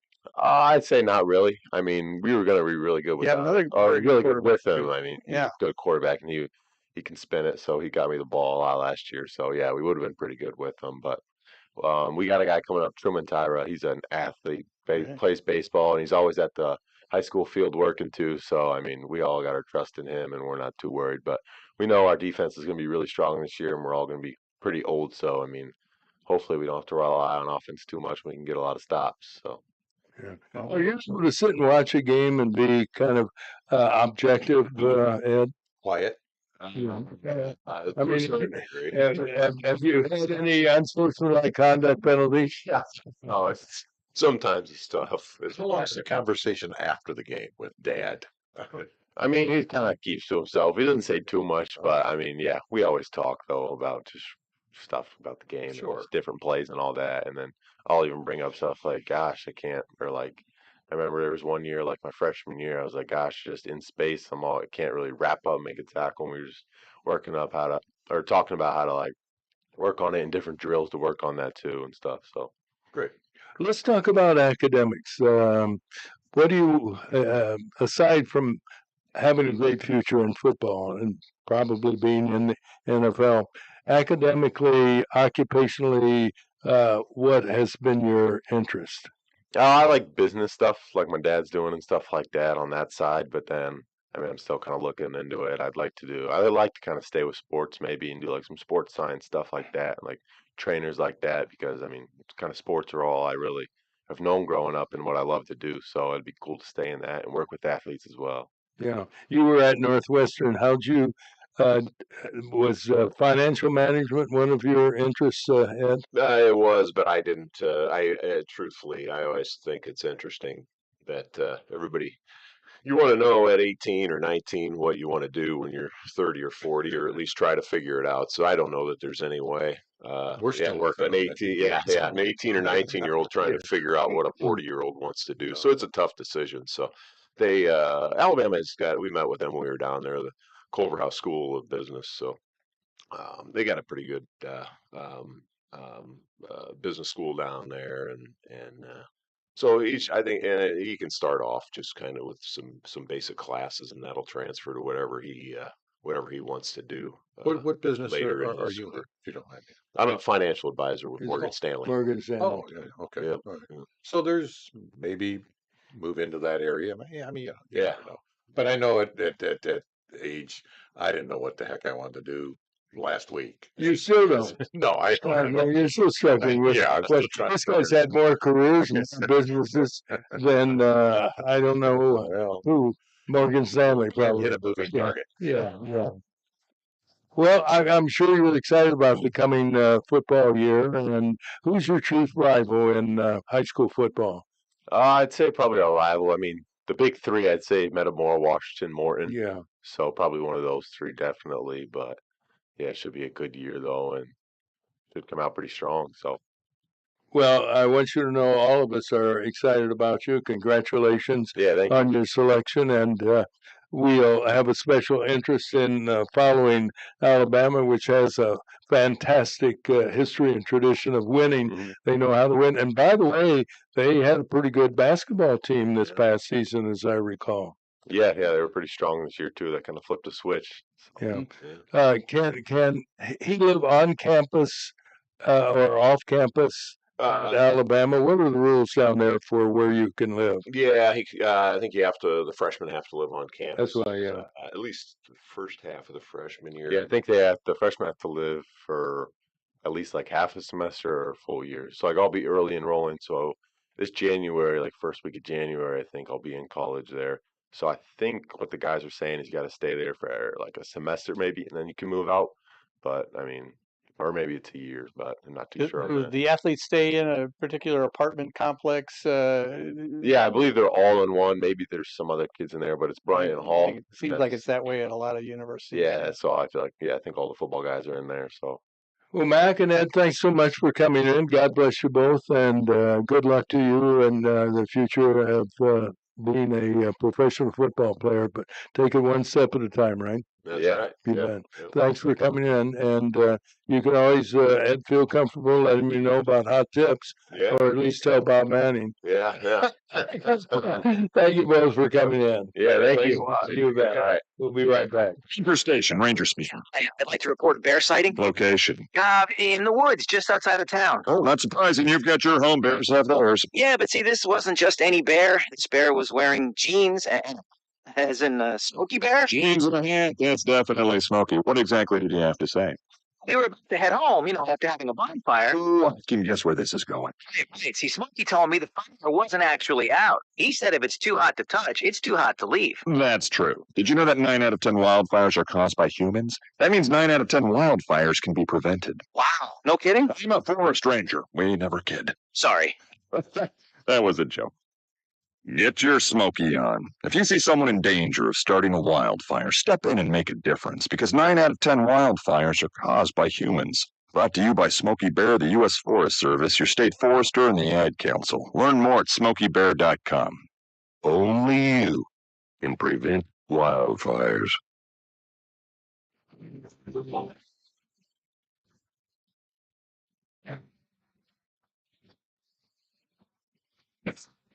Good morning, everybody. It is 8 o'clock, and you're listening to Breakfast with Roger and Friends on WAZU FM 90.7 in wonderful Peoria, Illinois. It is Friday, the 18th of July, and we begin our news block with a check of the weather brought to you by Sam Lilly and Associates. Sam is the Dean of Independent Insurance Agents. He's been around for over 40 years. He can help you make your decisions on insurance. His phone number at Sam Lilly and Associates, 309-245-4374. Sunny today, Roger. High 85. Showers and thunderstorms tonight. Low 72 tomorrow. Rain. Hot and humid. High in the 90s. Right now it's 67 at the Wazoo. And now the news brought to you by Advanced Medical Transport, providing outstanding emergency care since 1991. Saving lives is what they do. Advanced Medical Transport. Now with our lead story, here is Terry. Dr. Sharon Desmoulins-Carrot has announced this will be her last year as superintendent of Peoria's District 150 schools. Dr. Carrot said she's proud of what has been accomplished since she was appointed to the position in 2015. She noted graduation rates have increased from 65% when she started to 80% last year. No reason was given for her decision to resign. After doing nothing about the Jeffrey Epstein case for 4 years under President Biden, Democrats and the national media are calling for President Trump to appoint a special prosecutor. Trump says it's another Russia thing, and he's leaving it up to Attorney General Pam Bondi. Speaking of the president, some photographers noted Trump had a bandage on his hand and swollen ankles. The observations made it necessary for White House spokesperson Caroline Leavitt to reveal Trump has been diagnosed with chronic venous insufficiency. The condition indicates diminished circulation of blood to the legs. Goodbye, left-wing late-night CBS TV host Stephen Colbert. The television network is canceling his show effective May of next year. Poor ratings and poor revenue, the principal causes. Network officials did their best to spin his program as historic. CBS has never been able to compete with the likes of Johnny Carson, Jay Leno on NBC, and for that matter, who else? No. It took far too long, but federal agents finally arrested a former employee of the Voice of America broadcast network after he made threats to shoot and kill Republican Congresswoman Marjorie Taylor Greene, her family, and staff members. 64-year-old Seth Jason of Maryland was taken into custody and charged with 4 counts of federal violations, including a threat to kidnap or kill a federal official and a family member. The multiple threats started in 2023. 4 people at a Pekin auto shop have been indicted by a federal grand jury for allegedly dumping old gasoline into the city's sewer system. Matt Mackey, owner of All Around Auto and Tire, along with employees Nick Johnson, Gary Williams, and David Driggers, are facing 16 counts of violating the Federal Clean Water Act. Dumping gas into sewers is not only illegal, but is really, really dangerous. The Illinois Department of Employment Security says the state last month added 9,400 new jobs. That's a record. Unemployment dropped slightly to 4.6%. That's a little bit higher than the national rate of 4.1%. South Dakota is the country's leader with unemployment at 1.8%, followed by North Dakota and Vermont at 2.6% unemployment. Well, tomorrow night's it. That's all she wrote to write no more. It's the 76th annual Heart of Illinois Fair comes to a close, and probably forever. Well, you're getting kind of Too. emotional. I know.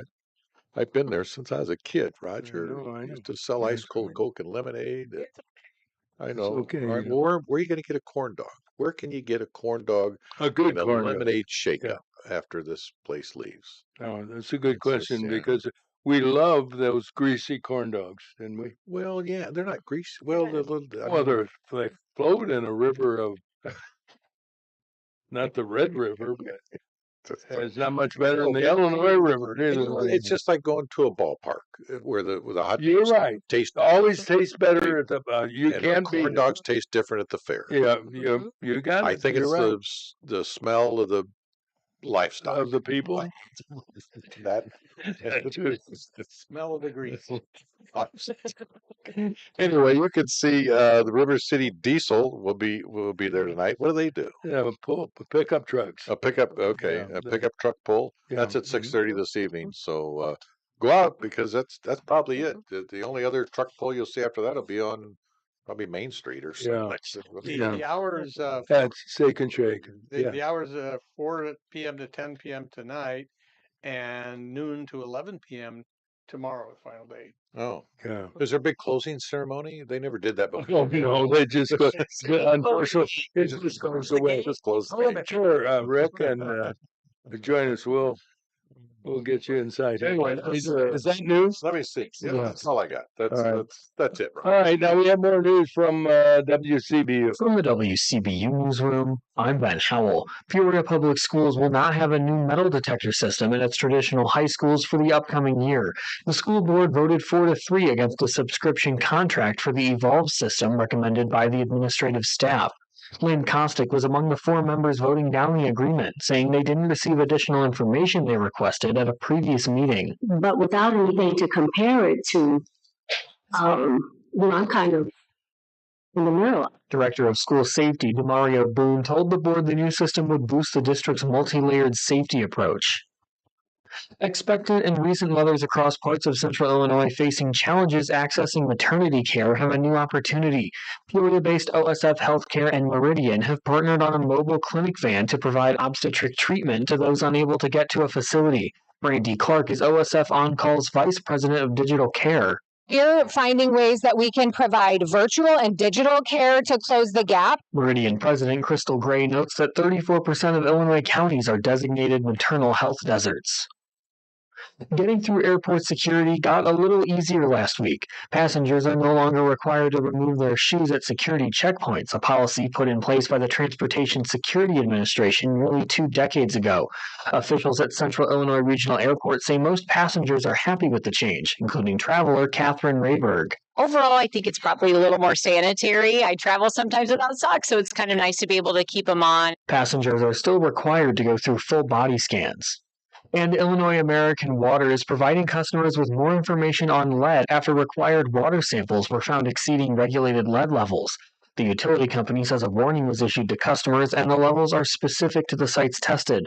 14 samples of 103 collected from the Peoria district system between January and June were over the action level of 15 parts per billion. The company advises residents to flush their taps, use cold water for drinking, cooking, and making baby formula, clean faucet aerators, check interior plumbing for lead, and replace water filters. I'm Ben Howell. All right, thank you. And as always, let's turn to sports on this beautiful Friday morning, brought to you by BradleyFans.com. Here's Dr. Gene Sidler. Good morning, Gino. Good morning. And not much sports yesterday because it was still the All-Star break. No baseball. It starts again today. The Cubs will start a 3-game series against the Boston Red Sox this afternoon up at Wrigley Field. The St. Louis Cardinals, now 6.5 games behind the Cubs in the National League Central. They're in Phoenix to start a series against the Arizona Diamondbacks tonight. And the White Sox are in Pittsburgh to start a series against the Pirates there tonight as well. The Peoria Chiefs resume second half action in Moline tonight against the Quad City Storm, and they'll continue that series through Sunday. Over in the British Isles, the 153rd British Open is going on, the second round right now. Checking on the updated scoreboard here, if I can find it. Harris English, an American golfer, is now the leader at 5 You're under kidding. par. Who? Harris English. Have you ever heard of him? I've heard of him, but I don't know too much about him. He is, let's see, he's a 35-year-old guy that from Georgia, um, and not well known and hasn't won a lot of tournaments in his What place career on is the he in now? PGA Tour. He's leading. Harris He's English. leading right now? Yeah. Yeah, 500 par is his current uh, score. So, and then Scotty Scheffler, the favorite to win the tournament, He will win. he's hanging around pretty close. Yeah. I think he's just a stroke or two back. The 112th Tour de France is going on, stage 13 today after the 12th stage yesterday. The Tour favorite Tadej Pogacar of Slovenia pulled away and won easily in the first really tough mountain stage, and now has an overall lead of about 3.5 minutes over the second place rider, who's Jonas Vingegaard of Denmark. And those were the two favorites going into the race. Vingegaard won in 22 and 23, and then Pogacar won last year in 2024. So probably the two best overall endurance racers in the world. Where's the USA guy? The top American rider is in 10th place. Oh, he dropped. Yeah. He He dropped. was He was into fifth them. yesterday. Matteo Jorgensen fell to 10th, but he's more than 12 minutes behind the overall leader right now. So Is he riding a Schwinn? I think they might have graded up to a higher He level needs of a bike. motor. Yeah. He needs a motor. You know, some of these guys get very creative, and they have been caught with small motors hidden in the frames of their Really? bicycles. Yeah. Boy, they had to be small I don't know motors. that that's I ever mean, happened in the Tour de France, but in other Oh, long distance cycling races, there have been instances where small motors can be hidden. You're what's happened kidding. to the sports world? We've had people with small. Motors? Well, no, and they were in women's sports. Never mind. Yeah. Yeah. Okay. Yeah. Do you need to go to the restroom? Anyway, And that's all the sports. Yeah. So get Hey, back to normal with all the baseball. would you call eating a sport? They were hiding. Well, competitive eating is considered a sport now by a lot Yeah. of people. Yes, indeed. But Of course, we had, I bring it up because Rick Butler of Potatoes is here this morning. Rick, pleasant good morning to you. Good morning, Roger. Thanks for having me. You bet.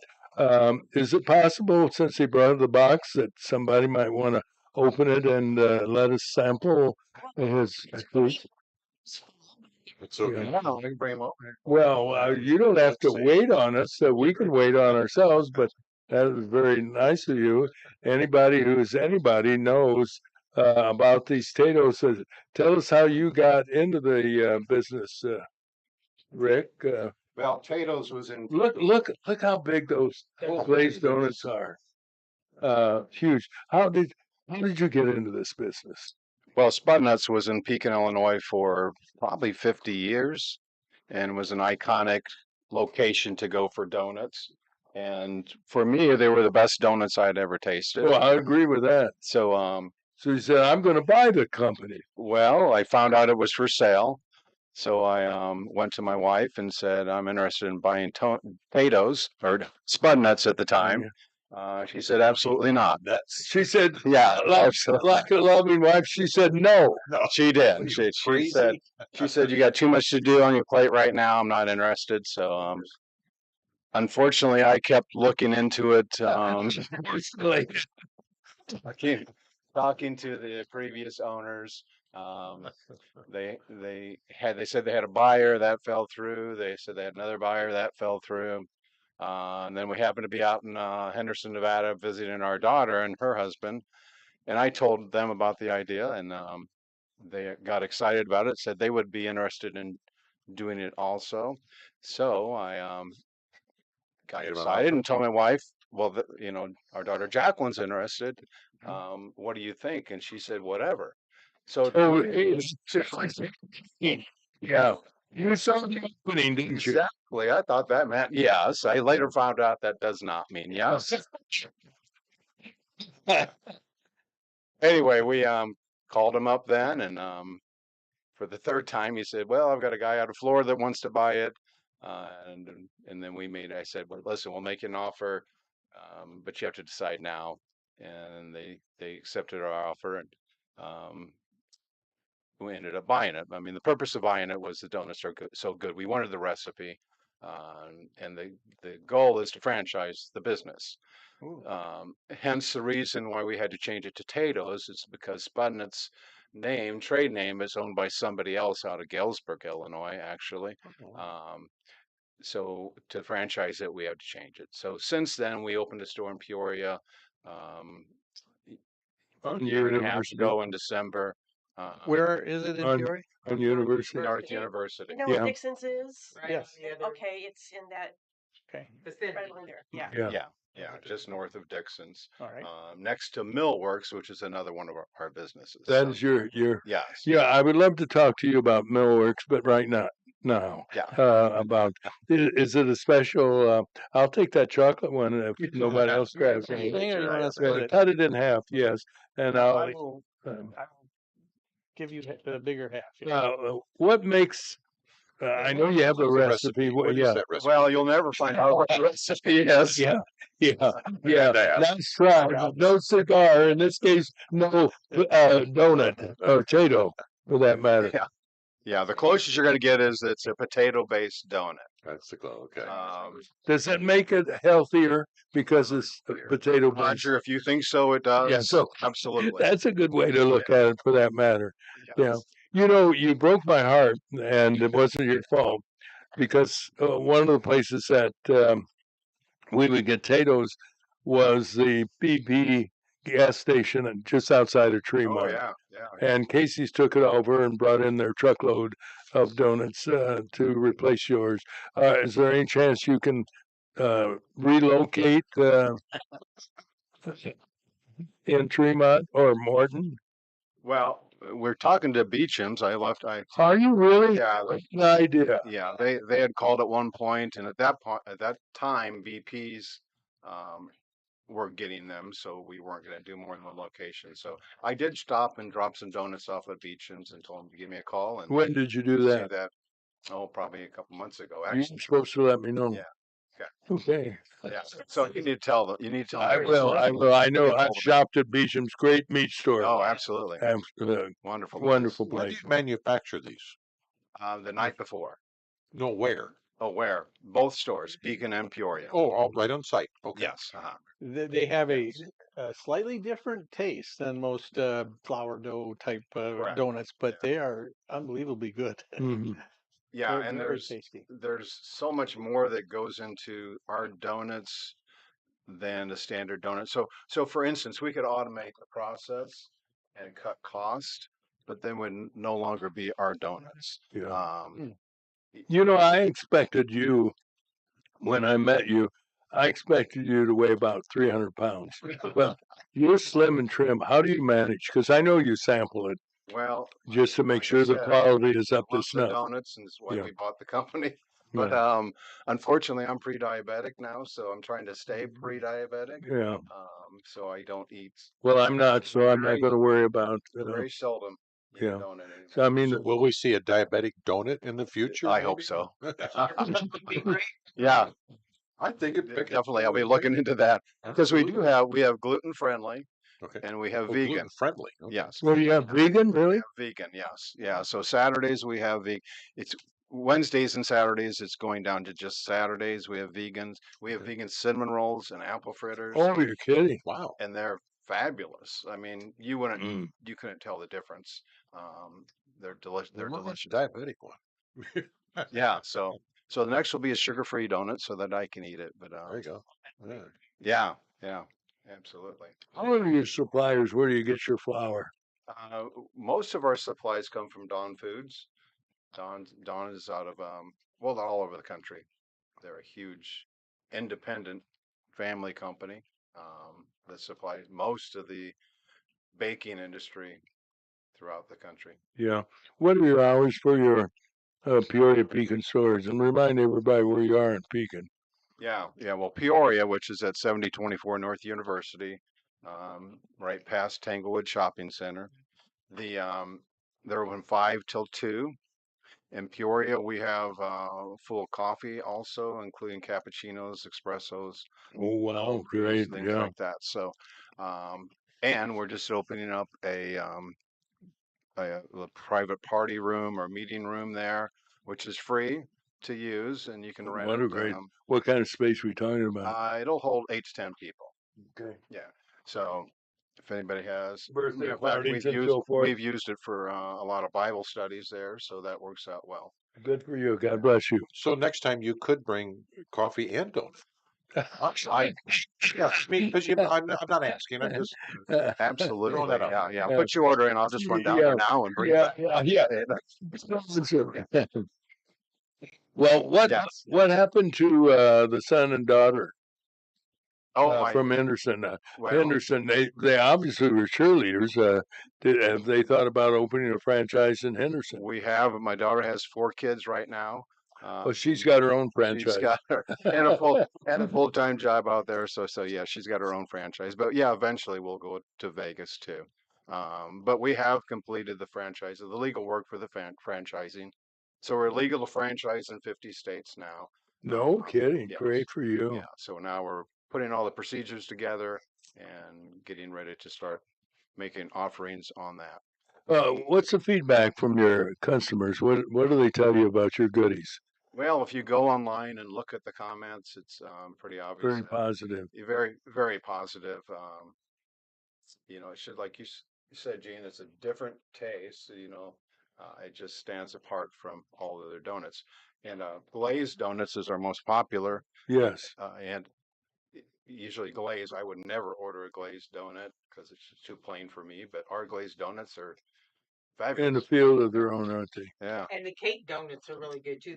They don't have a whole lot of those, so if you want those, you need to order those ahead of time because they don't make a whole lot of cake donuts. Right. They're very good. What I like about them is they stay fresh for several For a days. lot, yeah, it is amazing. There's a Rigor certain- mortis doesn't set in like the usual donut. It's amazing. Do you have a particular preservative? Well, just go ahead, like Terry said, give the recipe. Give the recipe. Yeah. Yeah, for whatever reason, that's very true. They stay very fresh. So our day olds, and we sell a lot of day olds. People come in and ask for them specifically because, yeah, they stay very fresh. And you put them in the refrigerator, and yeah, two days later, they're still very. What is your franchise agreement basically, Ron? I know there's all kinds of different things you require, some equipment be bought, but what is the basic franchise cost? Basic cost is $35,000 for the franchise. That's not bad. Yes. That's not bad at all. It's a 5% royalty. Okay. And then to get into the franchise, a store will cost, and I'm doing this from memory now, it's right at $200,000 to $300,000 for the equipment. For the equipment and opening a store for That for sounds the very build-out. reasonable from So what I've heard about yeah, other franchises. yeah. So it is very reasonable, and it makes it available to more people that Sure don't have $1 You're million getting into sitting around. you're getting into the thing for three and a half, to start a business, which isn't bad these days, right? Yeah, yeah, and there's financing available also for that. Really? You offer financing on it? The company that we do franchising through offers financing also. Yes. Yeah. Good. How do you combine this operation of potatoes and you're in the hardware business? Hardwood business. Hardwood. Yep. Okay. How do you combine the two? I mean, do you Well, it's do I you think make it's the filler that they put in there. Yeah, sawdust. Sawdust. Yeah.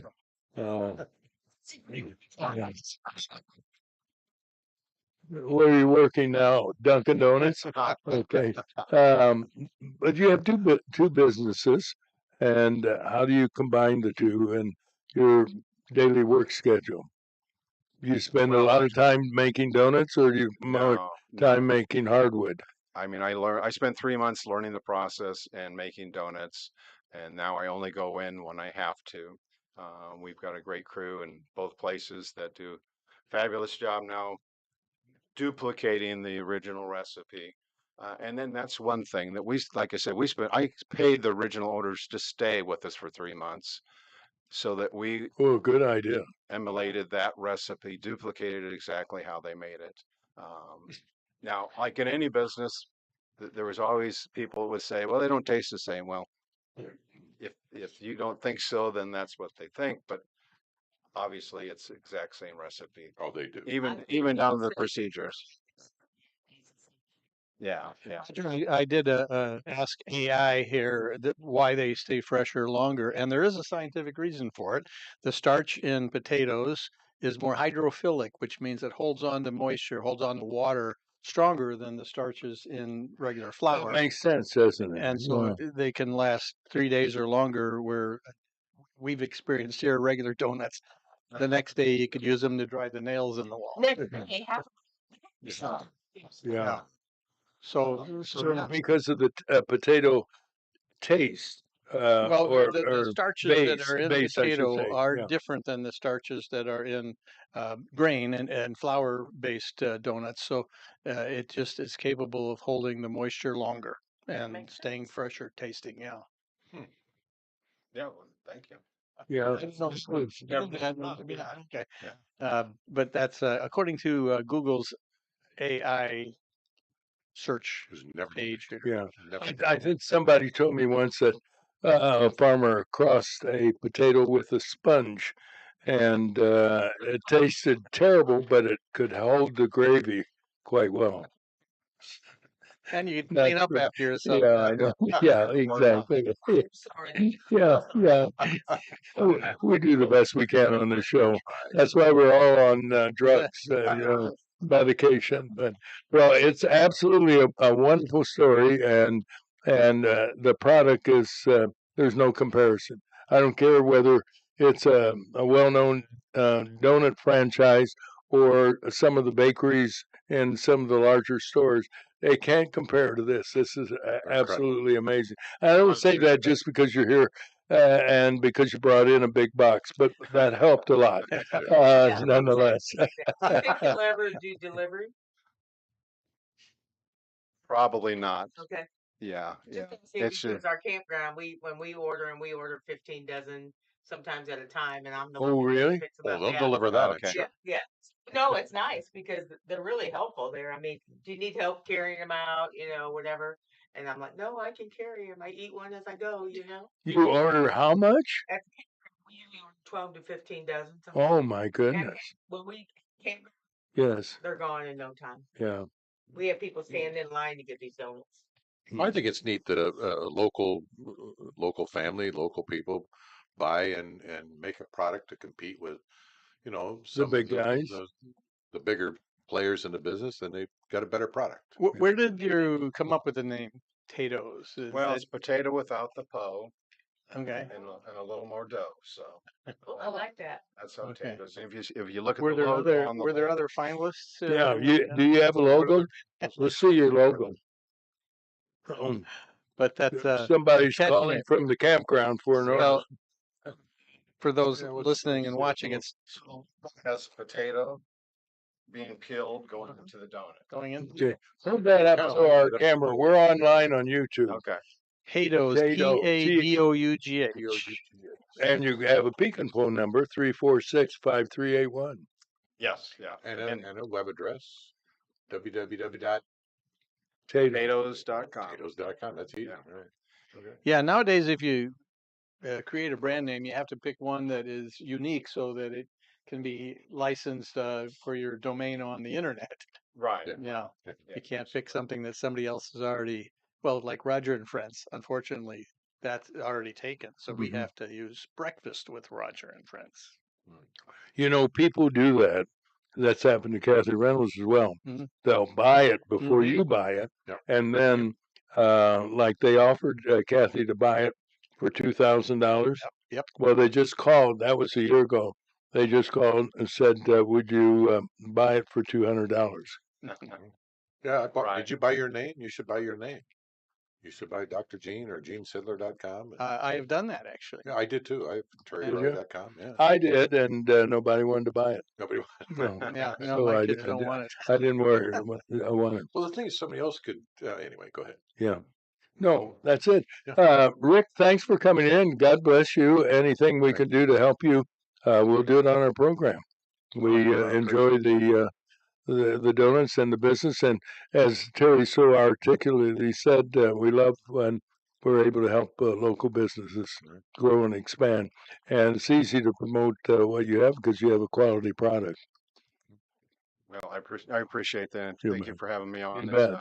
Keep up the good work. So we'll do it again. And I want to come Again, beat you. bring you a coffee. I'll be. So we'll see Well, next time. now don't listen to that. He's quite a lobbyist, but yeah. And believe me, it was more for him than us. But that's no, I'm just kidding. But we'll work on Beecham's in Tremont. Yeah, please do. Need people in Tremont and Yeah, it was Beecham quite as well. successful through BP. They, every day they. Oh, I know it ran out. I remember it was late in the day, and it's where my dear friend Kathy lives, and she's addicted, by the way, to your product, and said, "Let's go get one." I said, "It's too late in the day to be buying donuts," and how wrong I was. I mean, it's just like it came out of the ovens, for that matter. Do you still sell it at the confectionery in Morton? I know they did for a long time. Yeah, they did for I think 2 years. You're talking about the confectionery? Yeah. Yeah. Yeah, and they've gone to a different donut. Boo. Because ours are They'll go out of business. more expensive, But they're worth it. but they're They're twice the bigger? size too. Yeah, exactly. The bear claws are the best. Oh yeah. Oh, Well, you have I don't know how you can say what's the best. that bear claws are best. Wow. Really? I do like bear claws. Bear claws. Have you tasted the bacon maple donut? Oh, I have not. Don't tell me that. I got my. to go there today to get donuts. Please don't. They are fabulous. We keep this up and we'll all join Weight Watchers. Yeah, you know what? You've been very successful on Weight Watchers. I commend you for that. Yeah.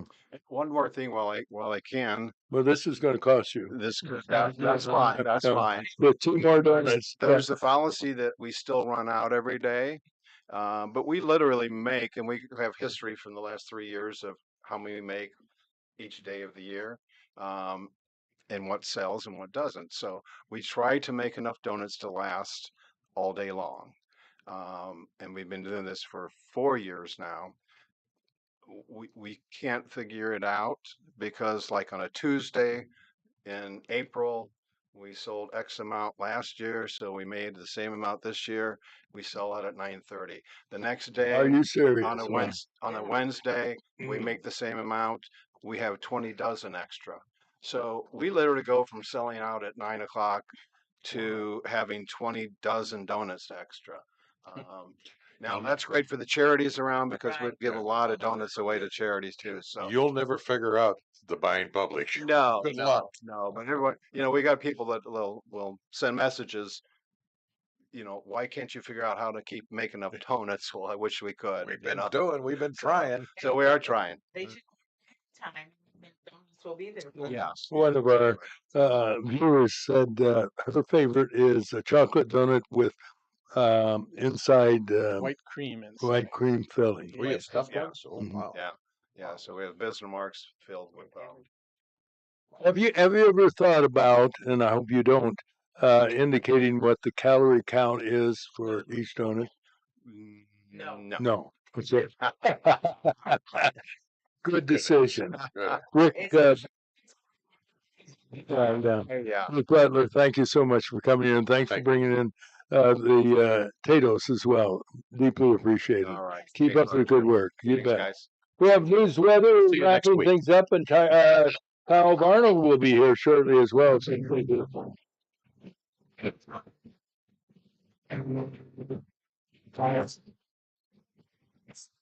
and let's start with the headlines with Terry Lynn, presentation of your hometown community banks division of Martin Community Bank, employee-owned, locally operated. You can still choose a hometown bank at hometownbanks.com, member FDIC. Terry, you have the headlines here when you get a chance. Move that donut a little over that tato, we should say. And here's Terry Lynn.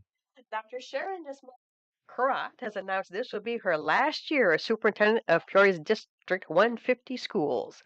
Dr. Karat said she's proud of what has been accomplished since she was appointed to the position in 2015. She noted graduation rates have increased from 65% when she started to 80% last year. No reason was given for her decision to resign. After doing nothing about the Jeffrey Epstein case for 4 years under President Biden, Democrats and the national media are calling for President Trump to appoint a special prosecutor. Trump says it's another Russia hoax-like issue and is leaving it up to Attorney General Pam Bondi. Speaking of the president, some photographers noted Trump had a bandage on his hand and swollen ankles. The observations made it necessary for White House spokesperson Caroline Leavitt to reveal Trump has been diagnosed with chronic venous insufficiency. The condition indicates diminished circulation of blood to the legs. Goodbye, left-wing late-night CBS TV host Stephen Colbert. The television network is canceling his show effective May of next year. Poor ratings and poor revenue, the principal causes. Network officials did their best to spin his program as historic. CBS was never able to compete with the likes of Johnny Carson or Jay Leno on NBC. But for that matter, who has? Federal agents finally arrested a former employee of the Voice of America broadcast network after he made threats to shoot and kill Republican Congresswoman Marjorie Taylor Greene, her family, and staff members. 64-year-old Seth Jason of Maryland was taken into custody and charged with 4 counts of federal violations, including a threat to kidnap or kill a federal official. The multiple threats started in 2023. 4 people at a Pekin auto shop have been indicted by a federal grand jury for allegedly dumping old gasoline into the city's sewer system. Matt Mackey, owner of All Around Auto and Tire, along with employees Nick Johnson, Gary Williams, and David Vickers III, are facing 16 counts of violating the Federal Clean Water Act. Dumping gas into sewers is not only illegal, but extremely dangerous. The Illinois Department of Employment Security says the state last month added 9,400 new jobs. That's a record. Unemployment dropped slightly to 4.6%. That's a little higher than the national rate of 4.1%. South Dakota is the country's leader with unemployment at 1.8%, followed by North Dakota and Vermont at 2.6% unemployment. And sad news, tomorrow night the 76th Annual Heart of Illinois Fair comes to an end. It may be the end of the fair forever. We hope not. Today's schedule includes the River City Diesel Peoria Area Pickup Truck Pull. That will be at 6:30 this evening. I believe the fair is open till 9 o'clock, didn't you say, Dr. Sidler? 10 o'clock. Oh, 10 o'clock tonight? Okay. I think And there's a candlelight vigil at 11. it's gonna be- Well, I'm not sure. I heard a rumor. you heard a rumor, okay. That's it for the headline. All right, now a check of the weather brought to you by Fisher Tree Service, a new sponsor. No tree too large, too small for Dave and Melissa Fisher. Using some of the most modern equipment in the industry, the Fishers provide quick, efficient, and complete removal of trees and large bushes. Free estimates available at 309-369-6412. Sunny today, high 85. Always feel so intimidated doing the news or the weather after the meteorologist shows up. Yeah. 85 is on the high note. I would say, thank you, Roger, for taking care of my microphone. Okay. 80 is where I'd target your high for today. All right, so we'll say that. So disregard what we said the last 3 hours. Okay, and that's yeah. Showers and thunderstorms tonight. No, I think most of the None? activity. Well, I think most of the activity takes place tomorrow morning. And now here's the weather from Mr. Weather. No, it's okay. Kyle, Why don't I just read the opposite of what's here? Yeah, it's actually. no, keep reading because I love it that he's correcting you. But you're not correcting. I'm just saying. And the problem is happen. what I So wrote. me look bad. Well, Yeah. we'll Well, do we it like get this 9 from. o'clock. We don't make That's this up. right. We don't That's make. the thing. We don't make this up. And you've had 3 hours to Prepare. well, not to prepare, but things change, right? Oh, In absolutely. 3 hours. Oh, Hey, the weather's and always also, changing. let me correct you. Oh, yes. I do update it before we go on the air Yeah. from the studio here. Yes, I do yes, every we do. morning. Look at Yeah. you. We I work didn't hard even on this. alert We're you. serious. I We are do serious about It this. takes you forever to respond to the YouTube messages. Yes. So Well, there we we go. don't play with You it. know, Not and gonna I respond called to you with the anybody. lead, and you didn't return my call, and they went elsewhere. By the way. When did you call me with the lead? Well, I forget what Can I you do. guys spat when Yeah, I'm done you with the told me what news you or the did. weather? Did you really? Yes, I Oh. did. like 3 days ago. Doctor, bring these Oh, guys the up, young will you? girl. I know who you're talking No, about. no, this No. is a different one. What? I got my eyes and ears open for you. I do not recall this phone call. I Roger. always answer your call. Roger. You usually do. Roger. Yes. Can we do the weather? Oh yeah, that's what yeah. we're doing. Now here's the weather for. I don't make much money off the weather. I make more money off insurance. Mr. Crowley. I'm glad we had this talk. Yeah, I know. Never mind. I don't want to do it now. Okay. Because no, you're doing it all wrong. So Well, now here's Kyle. All right, so maybe not any rain till early morning, Yes. and then low 72. Well, it's gonna be really interesting. So actually, Oh, jeez. sorry, let's get into it. So the warm front's actually going to pass through overnight tonight, and so the possibility of thunderstorms, which is what we saw along that ridge, really is kind of a big what if. I think the better possibility is tomorrow morning when the first wave really drives through. Could it be 6, 7 in the morning? I think more time frame is between 8 and maybe 10:30 tomorrow morning. And because there's so much instability, so the warm front passes through probably around 2, 3 in the morning. You'll have a lot of heat. You'll definitely feel it when you go outside tomorrow morning. You A will. lot of humidity. Yes. Oh, great. I We read hate that that. A on lot the of heat and humidity. instability. It's We going done to feel good. We did very good. Yeah. muggy, and it's a lot of instability in the lower and mid levels of the atmosphere. And that's where the storms really fire. So you see a low of 72. We might see a low of 72 around 1, 2 a.m. Well, that's what I Then thought. That's by what the I meant. well, yeah, but then by the time you get up like 5 or 6, it's probably in the upper 70s. Yeah. Yep, yep, So yep. tomorrow, Rain. I rain. have a vendor show outside tomorrow. Could you change the rain, please? No, Well, he can't change it. He I just can't. reports it. You works miracles. You Well, Works the he miracle thinks he does. Have you? Oh, go ahead. Finish your thought. No, I was just gonna say, tomorrow does not look good if you have any outdoor activities planned. Hot and You really humidity, saw high a terrible 90s. time to plan the vendor show. High So that's 90. So we're talking the index is probably. no, so that's the thing. So that's a real good question, Mr. Crowley. So the heat index actually is going to be factored by the storm. So after the storms come through in the mid morning hours, I think the rain cooled air really wins out on the day. Good. You Good. might see this clouds clear out. It might start to get warm tomorrow afternoon, but then you'll see storms again develop probably 5, 6, 7 o'clock tomorrow night. So, what you can expect if you have an outdoor show or a vendor show, or Where's your show? the 50 people that attend the Nice. Heart of Illinois Fair, Really? what you can expect is storms probably between I'd say 8 and noon, and then you'll get a break. And it probably won't really develop till after 6, 7 o'clock tomorrow night. But Oh, that's you.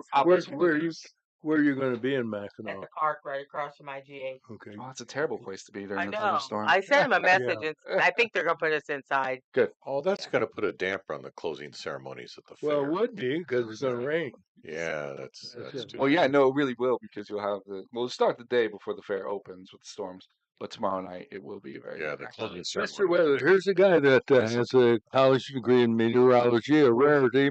Many TV people, as you know, but we won't get into that. We've done it before. You know weather.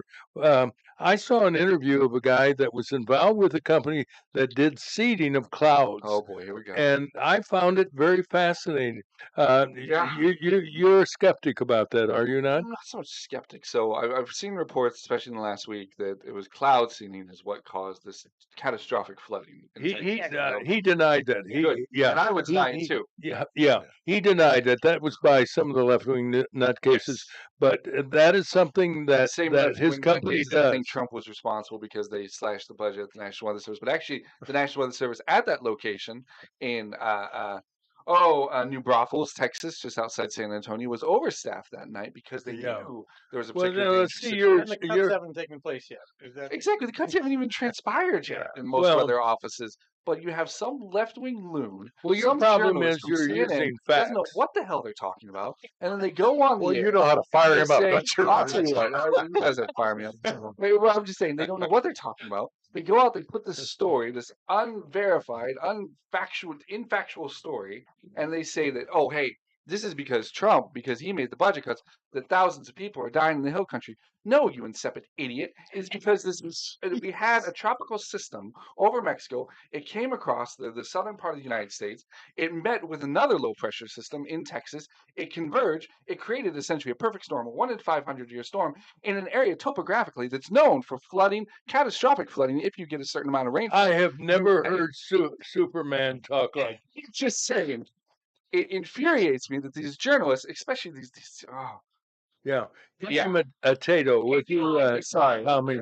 Well, Yeah, anyways, I digress. yes, So yes, you do digress. sorry to the YouTube Yeah. listeners. Yeah.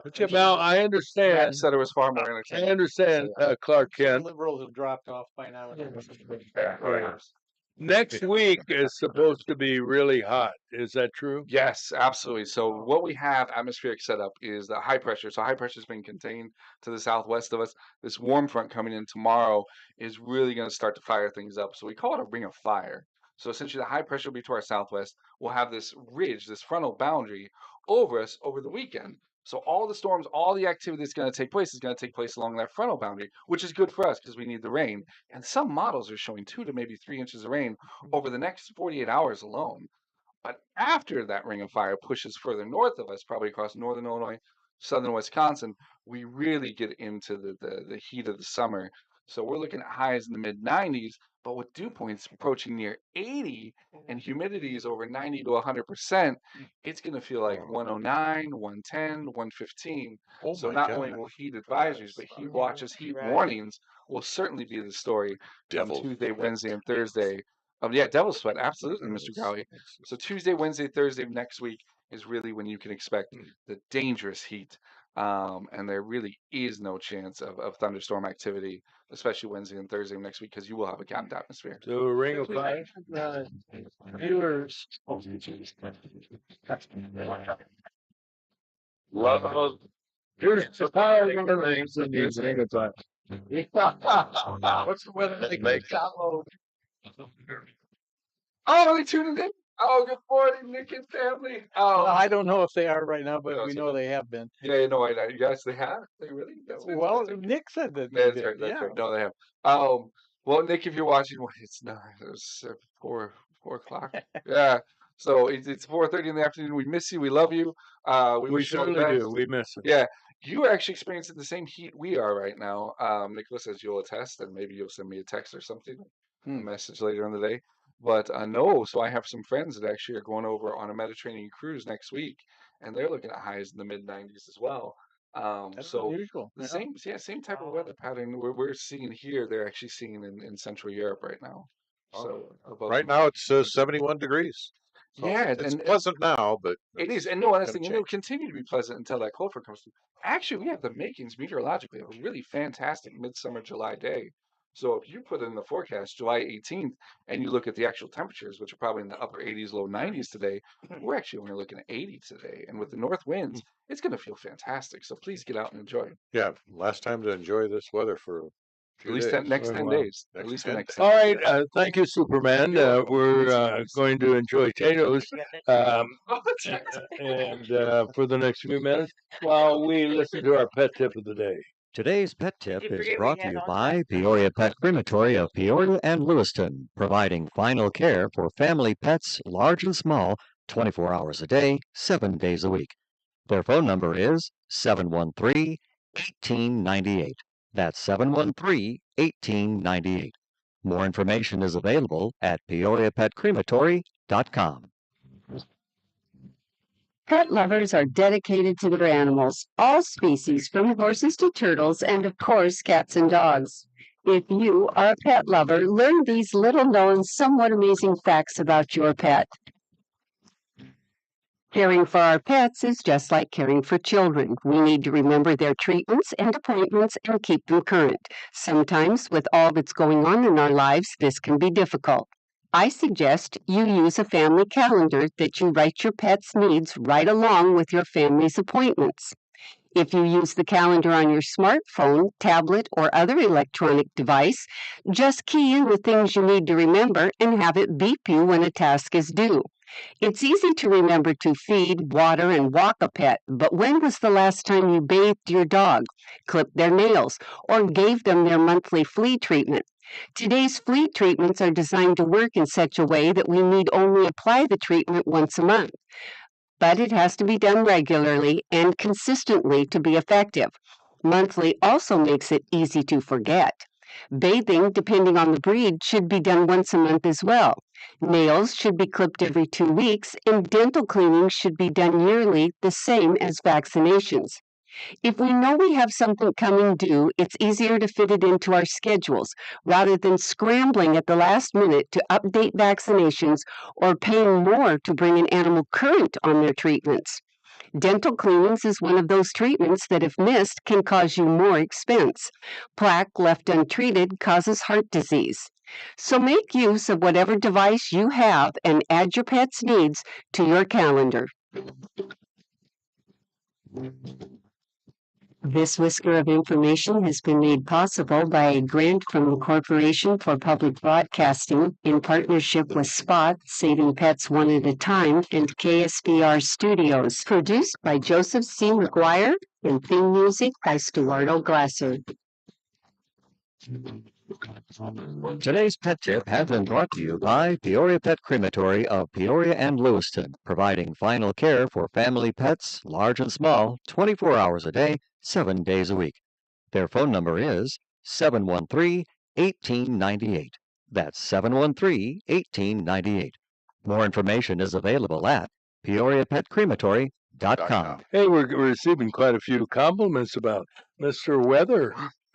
Several people have indicated you should be on TV. Well, that's very kind. You've said that You before. did work for 25 for a while, didn't you? The intern there, Maybe yeah. you did your intern. So I worked for Did you 25 in actually high do school. weather, or did you Yeah, so I just... worked for News 25 in high school. It was one of the greatest stories of how I came to be. My wonderful father, who, when I turned 16 and got my license, he encouraged me to apply at the local TV stations because of my passion for weather.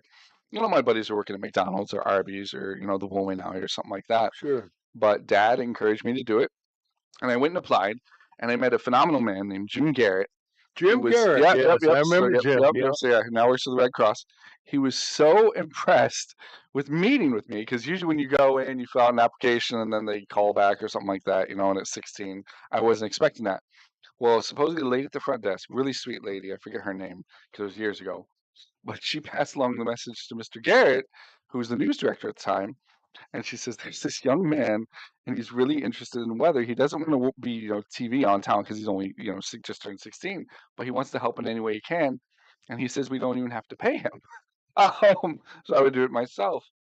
And Jim was so taken. He came in. I went into his office, and he was so impressed with my passion and zeal for weather that he's like, well, I want you to do, because, you know, at the time, Jim Barnett was there, and Laura Skirty and Gina and Laura were really good with like the weather graphics, but Jim Barnett was not good with computers, and God bless him, he's gotten a lot better with it, but he wasn't at the time. So like, you're gonna do the weather graphics for the broadcast, for the Jim does. And so I got hired on. I was paid minimum wage, which was fine, even though I had an hour commute from Mequon, you know. Wow. You're kidding. Yeah, Wow. from the station on Oh, Springfield my Road. goodness. But it was such a great, you know, stepping stone. What a great experience. Yeah, and I got to do lives with Jim every morning, Saturday morning, out on scene. So he used to do live remotes, where they would pay us, and we'd blow a big inflatable peacock. We'd blow up out at Fremont at the Turkey Festival, or Elmwood at the Strawberry Festival, or up in Claude Ellen days, up in Chillicothe, or something of that nature, down on the steamboat days for the riverfront. And it was really, really cool because it was just a great, great stepping stone. And then it kind of got my foot in the door when I went off to Northern, because, you know, I already had broadcasting experience, which is why my professors are like, right, you really should consider broadcast meteorology.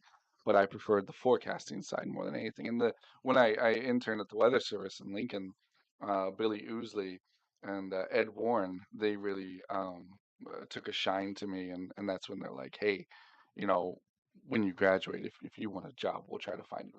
We'll make something happen. When did you realize that that you had that face for radio? You know, wait a minute now. You know what? We're on YouTube now, Yeah. and we have a camera. we want you starting next week, and if necessary, I'll bring in the map. We will have you do the weather. We'll have a map. We'll have a map. Yeah. Like a 1970s map where I put the little magnets on and No, draw a you marker. draw, and stuff. you draw Yeah, the it's like way, Rudy the and little triangle Rolly thing. used to do. Absolutely. And Vic Absolutely. Burnett. Yeah. Bob Larson. Bob, Bob did it. Yeah, he started off with We'll it, have a magic marker, the kind that you can erase. We don't want to be permanent because I don't have the budget to buy a map all the time for it. But you can start doing it on YouTube. You folks in radio will want to get on YouTube and have you do the weather on. You want me to talk more because you're eating a donut? No, you're still talking. I don't want to interrupt. Well, I didn't want to interrupt you while you were eating a potato. Aren't those wonderful? Oh, yeah, wonderful. And the weather this morning brought to you by Tato's for yourself, in Peoria and Pekin, for that matter. Wow. Could diagram sports plays. No. Well, no, you could, right? You could the circles. Well, you could, because football. We need a couple more cameras. We're working on it, so you can get a little more cameras. Yeah, because I get so many people that say, "I love that we're live, but I don't like seeing the back of Roger." 3 hours. Well, I have the face for radio, as you said, and this is working out quite well. As a matter of fact, if we wind up getting a camera where you can see me, I'm going to order that Plexiderm for $14.95. Get rid of the bags under my eyes. You're having a makeup artist come in here soon, aren't you? That's Virginia White. I'd have to come in at 5:30 instead of 30. Or no, it's the opposite. 3:30. Yeah. That reverse thing. Yeah, exactly. Run the tape back. Well, anyway, next week's going to be hotter than you know what. Next week's going to be hotter than Hades. It's going to be absolutely awful. Thank God the St. Jude run is not next week. When do you start running? So August 2nd, so Saturday morning, 2 weeks from tomorrow. You got a lot of you know what and vinegar. You have this energy that you have. And I have to tell you, I tip my hat to you because you run every year for St. Jude, and God bless you for what you do. Oh, God bless St. Jude. We're so thankful to Danny Thomas and to Mayor Maloof and Mike McCoy and Steve Shaw. Just so many people that have kept it going and it continues to be as big as what it is. It's so funny. My son follows this YouTuber. His name is Ryan Tran, who's currently driving around the country raising money, promoting his product, but he's raising money for St. Jude. He's at $6 million. He's been doing this for about 2 weeks. Are you serious? Ryan Tran. And I told Kellen, I'm like, we raised $12 million in one day. So screw you, Ryan Tran. You did? Yeah. You're a YouTuber, yeah. You're on a high today, aren't you? CNN, so yeah. How old the guy is? Ryan Tran, he's probably in his late 20s. He's a very popular YouTuber. My son follows him, so but he's hawking a product is what he's doing. Well, these companies are donating money to support St. Jude. I commend you. I don't mind telling you, I don't think there's anyone in this area who's been associated with St. Jude longer than I have. It started when we signed the contract. I didn't sign it. Don Larson, who was the administrator, Methodist, and Jim Maloof and Dr. Robert Hart signed the agreement with St. Jude in November of 1971, I think. And Dr. Hart opened the clinic at Methodist in January of 1972. And over the years, it kept growing and expanding. And of course, now it is rightfully so at St. Francis, which has the Children's Hospital, and that's where it belongs. But it's a wonderful agency, what it has done. I don't mind telling you, we all know it. They don't save all of the children, but the difference between what they do today and the success rate for particular leukemia has been phenomenal, going from 10% to 90% over the years. But they also treat many others.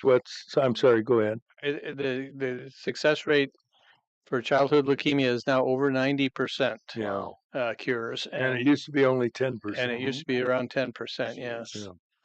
And it was just a generation ago. Yeah. And it's made possible by guys like you and all the others who run every year, the fundraisers that they hold. The young kids, a big one over in Morton that is very successful, and even the little lemonade stands that kids Oh, I do love it. is Yeah, Tony, remarkable. yeah, we had the Muddy Madness thing last weekend in Morton. We have the Shrimp Boil come August 10th out at Hy-Vee in Grand Prairie. The Knolls did their annual deal Yeah, I know. over in the Knolls. They have some kids that started a lemonade stand over in the Knolls. It's just amazing Yeah, what It is. they do. It's And a yet, cause. despite the fact that all of us have, in many ways, not only financially but other ways as well, supported, every time I see that St. Jude commercial with the little kids, it just breaks my heart. Little children, babies, infants that have been stricken with cancer. And I want to get the checkbook out and start writing checks again because it is so touching. And any rate, let's wrap things up on a high note. Have a great weekend. Don't forget to go out and take a ride on the Ferris wheel at the Heart of Illinois Fair. I know, but in your own mind. Yeah, yeah. Take an umbrella, really? Okay, sorry to hear that. Hey, did we have fun this morning? Did we have fun? Let's hear it from the studio. Hey, there he is. It's Dr. Dean Silver, Miles Arnold, and Virginia Wright, and Sarah Chamberlain, and this other guy, Tony Brown, and you're two girls. God loves you, and so do we. There's Big Ann. There you go. Neil Diamond, thanks for being here. I can begin to know it. Well, then I know that it's growing strong. Was it the spring? And spring became the summer. Would you believe you don't come along?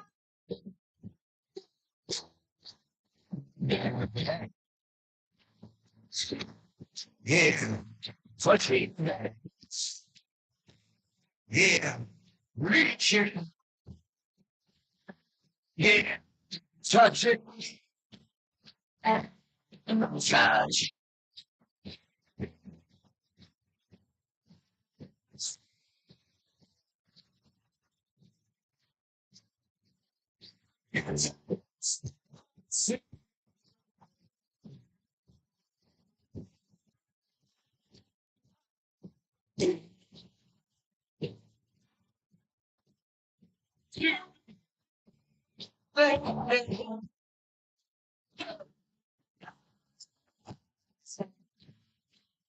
I look at the night, and it will seem so lonely. Please fill it up with only.